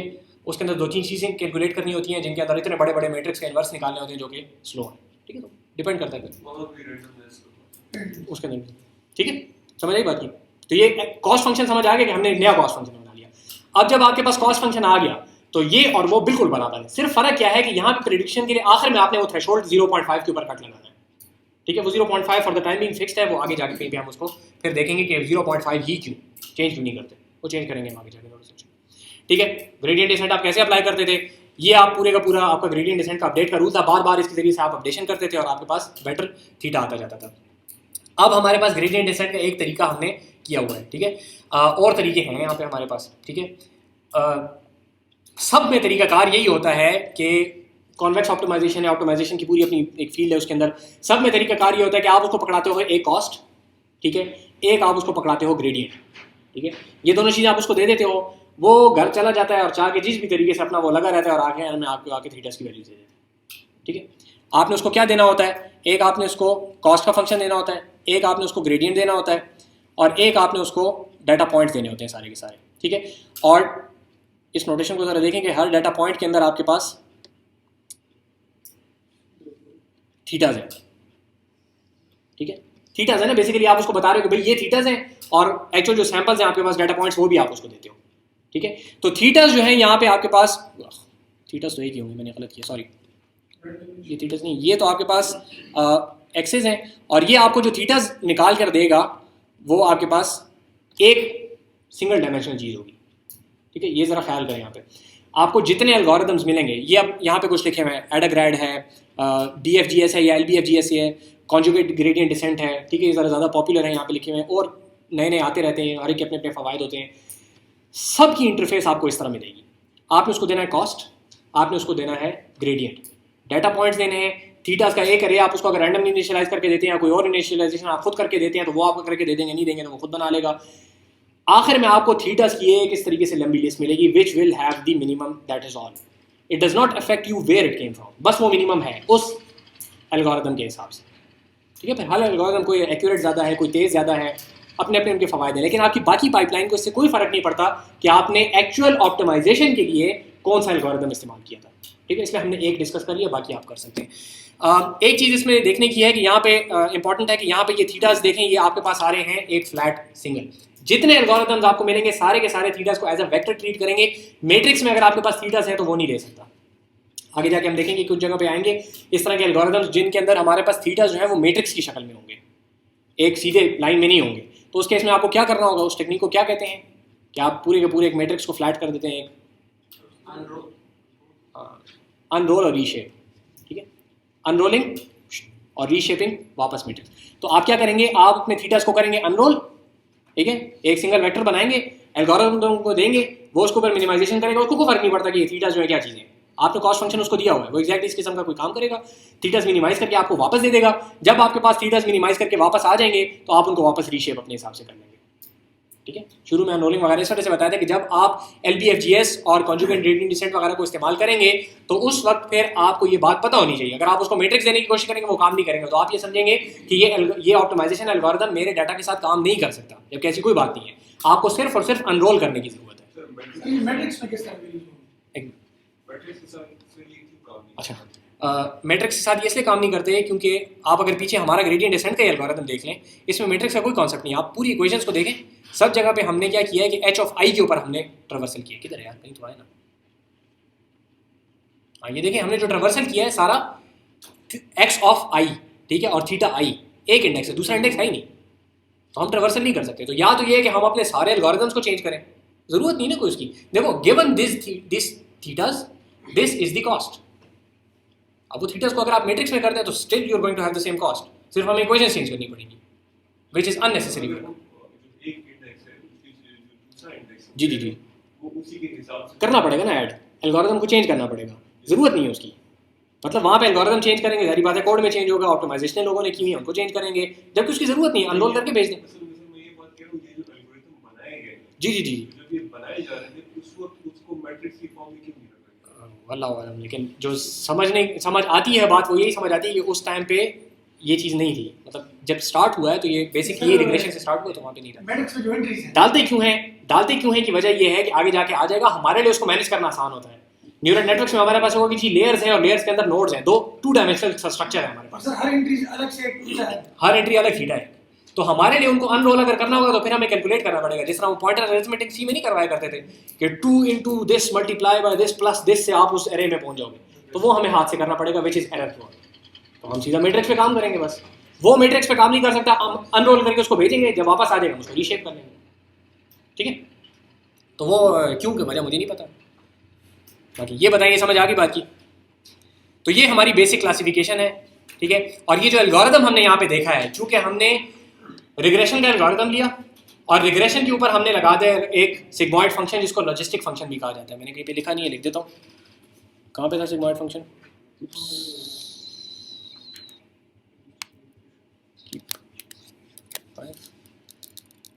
सिग्मॉइड फंक्शन या इसको लॉजिस्टिक फंक्शन भी कहते हैं, ठीक है। तो चूंकि इसको लॉजिस्टिक फंक्शन कहते हैं और ये हमने रिग्रेशन के तरीके के ऊपर लगाया है, इस वजह से ये पूरी क्लासिफिकेशन जो है this is called logistic regression. Sigmoid function को लॉजिस्टिक फंक्शन क्यों कहते हैं? इसको सिग्मॉइड फंक्शन क्यों कहते हैं, आई डोंट नो, वो तो शायद इसकी जो शेप है, शेप सिग्मॉइड है शायद, लॉजिस्टिक का भी इस तरह का मतलब होगा, आई डोंट नो, लेकिन लॉजिस्टिक पता करके बता दूँ। लॉजिकल। अब लॉजिस्टिक लफ्ज़ का मतलब मुझे नहीं पता, तो मैं आगे क्या थ्योरी पेश करूँ, ठीक है। ठीक है जी, कोई सवाल हो तो इसमें करें। अभी देखें हमने किया क्या है, बेसिकली हमें लीनियर रिग्रेशन आती थी, ठीक है, जो कि कम्प्लीटली डिफरेंट प्रॉब्लम था। हमने उसको लॉजिस्टिक रिग्रेशन में कन्वर्ट किया, which is a completely different type of learning, ठीक है, इट्स क्लासिफिकेशन। हमने इसमें किया क्या है एक्चुअली, कहानी तो हमने बहुत लंबी डाली है। हमने एक नया एरर फंक्शन निकाला, ठीक है, और हमने अपने हाइपोथेसिस के अंदर एक स्क्विशिंग फंक्शन ऐड किया, दैट्स इट, ठीक है, और तो कुछ नहीं ये किया। 1-0 है, लॉजिकल है, ये इसको लॉजिस्टिक है। लॉजिस्टिक शायद लॉजिकल से थोड़ा फर्क है, आप पीछे तक सोच रहे हो। अभी मेरी समरी सुनो ना, सर वो खैर वो सवाल वो खुद देख लेंगे, फिर वो सवाल खत्म हो गया। तो हमने क्या किया, फ़र्क क्या किया लीनियर रिग्रेशन से, कि हमने एरर फंक्शन को चेंज किया, ग्रेडियंट उसी के ऊपर डिपेंडेंट था इसलिए वो ग्रेडियंट कैलकुलेट हो गया, और हमने अपने स्क्विशिंग फंक्शन एक ऐड किया। बस ये दो चीज़ें ऐड करने से हमारे पास एक completely new type of algorithm generate हो गया। आगे भी हम इसी तरीके से करेंगे कि ये जो लॉजिस्टिक रिग्रेशन है, ठीक है, इसको हम पकड़ के एक डब्बे में बंद करेंगे, ठीक है, और उस डब्बे को हमारी जगह पे अपने साथ फिराएंगे, ठीक है, इसको कभी एक चीज़ पे लगाएंगे, कभी दूसरी चीज़ पे लगाएंगे, कभी तीसरी चीज़ पे लगाएंगे। इसी से अब हम सब कुछ बनाएंगे आगे, क्लासिफिकेशन के और जितने किस्म के मॉडल्स हैं हम सारे अब इससे बनाएंगे, ठीक है। तो ये इसको बिल्कुल क्रिस्टल क्लियर करें अपने आप को, कोई समझ ना आए तो नेक्स्ट टाइम बेशक क्लास में दोबारा पूछें, क्लास के अंदर ही डिस्कस करके इसको क्लियर करेंगे, लेकिन इसको बिल्कुल क्रिस्टल क्लियर करेंगे कि किस तरीके से बनी है चीज़। तो ये जो एरर फंक्शन को हमने चेंज किया, जी, ये जरा ये एरर फंक्शन को नंबर एक हमने चेंज किया क्यों, क्योंकि जब हमने पहले वाला एरर ट्राई किया तो उसमें हमें पता चला कि एक आउटलायर के आने की वजह से हमारा पूरा सारा काम खराब हो रहा था, ठीक है। तो हमने ये कहा कि भाई हम ये ट्राई करते हैं कि हम गिनती करते हैं, बजाय इसके कि हम ये देखें कि कितना करीब है कितना दूर है, डिस्टेंस की जगह पे हम गिनती को देखते हैं। गिनती को हमने बेसिकली इस तरह इनकोड किया, ये लॉग मॉग और ये सब जो बदबला हमने लगाई है, ये बेसिकली गिनती को इनकोड किया हमने, कितने सही हैं कितने गलत हैं। जितने ज़्यादा सही हैं उनके जितने ज़्यादा हम करीब हैं हाइपोथेसिस के, उतना हमारी कॉस्ट कम है, जितना ज़्यादा दूर जाके हम बुरा कह रहे हैं तो उतनी ज़्यादा कॉस्ट है। सर, जो गिनती की बात है वो तो हम उसको फिर सम उसको एरर से भी मिलती है ना, जितनी गिनती ज्यादा होगी उतना एरर ज्यादा होगा, वो तो हमें एसएससी से भी मिलती है सर। उससे आप निकाल सकते हो, लेकिन एक तो उसकी इस तरीके से क्लीन जो आखिर में एरर रेट हमारे पास आ गया है ना, ये जो एक क्लीन इसको इस वजह से कह रहे हैं क्योंकि लॉग्स बड़ा अच्छा काम करते हैं। आगे जब हम प्रोबेबिलिस्टिक इंटरप्रिटेशन देखेंगे तो आपको पता चलेगा कि लॉग्स क्यों अच्छे हैं, यहाँ पे लॉग लगाने की वजह क्या है। लॉग्स बहुत क्लीन काम करते हैं, अगर आप इसमें से लॉग को निकाल देना और बाकी आप वो चीज़ लें तो बेसिकली उससे वही चीज़ बन जाएगी। लॉग निकाल दें तो वही हो जाएगा कि स्ट्रेट लाइन आ जाएगी आपके पास, ठीक है, और जितना आप दूर हैं तो ये, और वहाँ पे बहुत सारी लंबी चौड़ी कॉम्प्लिकेटेड मैथ्स करके आखिर में बनेगी वही चीज़, ठीक है। लेकिन this just happens to be more efficient to code, ठीक है। इसके अंदर कंप्यूटेशन के कुछ इश्यूज होते हैं, वो हम प्रोबेबिलिस्टिक इंटरप्रिटेशन जब करेंगे उसमें देख लेंगे कि अगर इक्वेशन क्लीन भी आती है जब आप उसको कोड करते हैं तो वो बड़ा अच्छा काम नहीं करती। और सर एसएससी में भी कंप्यूटेशन के इश्यूज होंगे ज्यादा, जिसकी वजह से इसको इस्तेमाल नहीं किया जाता। ऐसे क्यों? सब उसको हाँ जी जी जी, तो उसके अंदर मतलब असल में ये चीज़ें आपस में हो रही हैं अब मल्टीप्लाई, ठीक है, तो वो मल्टीप्लिकेशन की वजह से कुछ एरर्स आते हैं, वो फिर आगे देखेंगे, ठीक है। ये एक तो जीरो जिधर आ गया ना, वो जब किसी भी चीज़ के साथ मल्टीप्लाई होगा ना, जब प्रोबेबिलिटी पढ़ते हैं तो उसमें हर जगह पे आपको ये मिलेगा कि किसी भी चीज़ की प्रोबेबिलिटी जीरो ना रखें, क्योंकि जीरो आता है तो वो सब गंदी डाल देते हैं सब जगह पे, ठीक है, वो सब जीरो जीरो जीरो। सर आपने दूसरी बात की काउंटिंग की, ठीक है सर, जबकि रिग्रेशन जो है वो कंटीन्यूअस है। जी जी जी, जो काउंटिंग है ये कंटीन्यूअस के बिल्कुल ऑपोजिट एलिमेंट होती तो है। इसी वजह से हम क्लासिफिकेशन अब कर रहे हैं ना, क्लासिफिकेशन में काउंटिंग है, रिग्रेशन में तो हमने काउंटिंग की नहीं थी, वहाँ तो काम नहीं करी थी। Yes, sir. तो इसको एलिमेंट को अगर हम इंप्लीमेंट करेंगे जी जी तो डेफिनेटली रिग्रेशन के साथ ही कुछ ऐड करना पड़ेगा। जी जी जी, अब इस शक्ल में तो ये फ़र्क आएगा, लेकिन फ़र्क क्या है कि सिर्फ कॉस्ट फंक्शन फ़र्क है, ठीक है।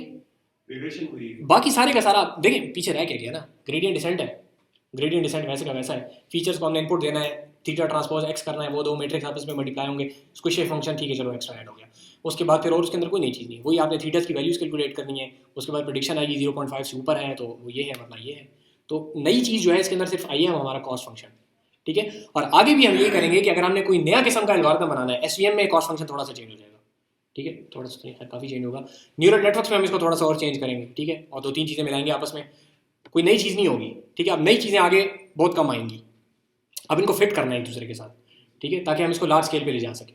सर ये जो एरर फंक्शन था शुरू में, यही स्क्विशिंग भी का हिस्सा था। नहीं, एक मिनट,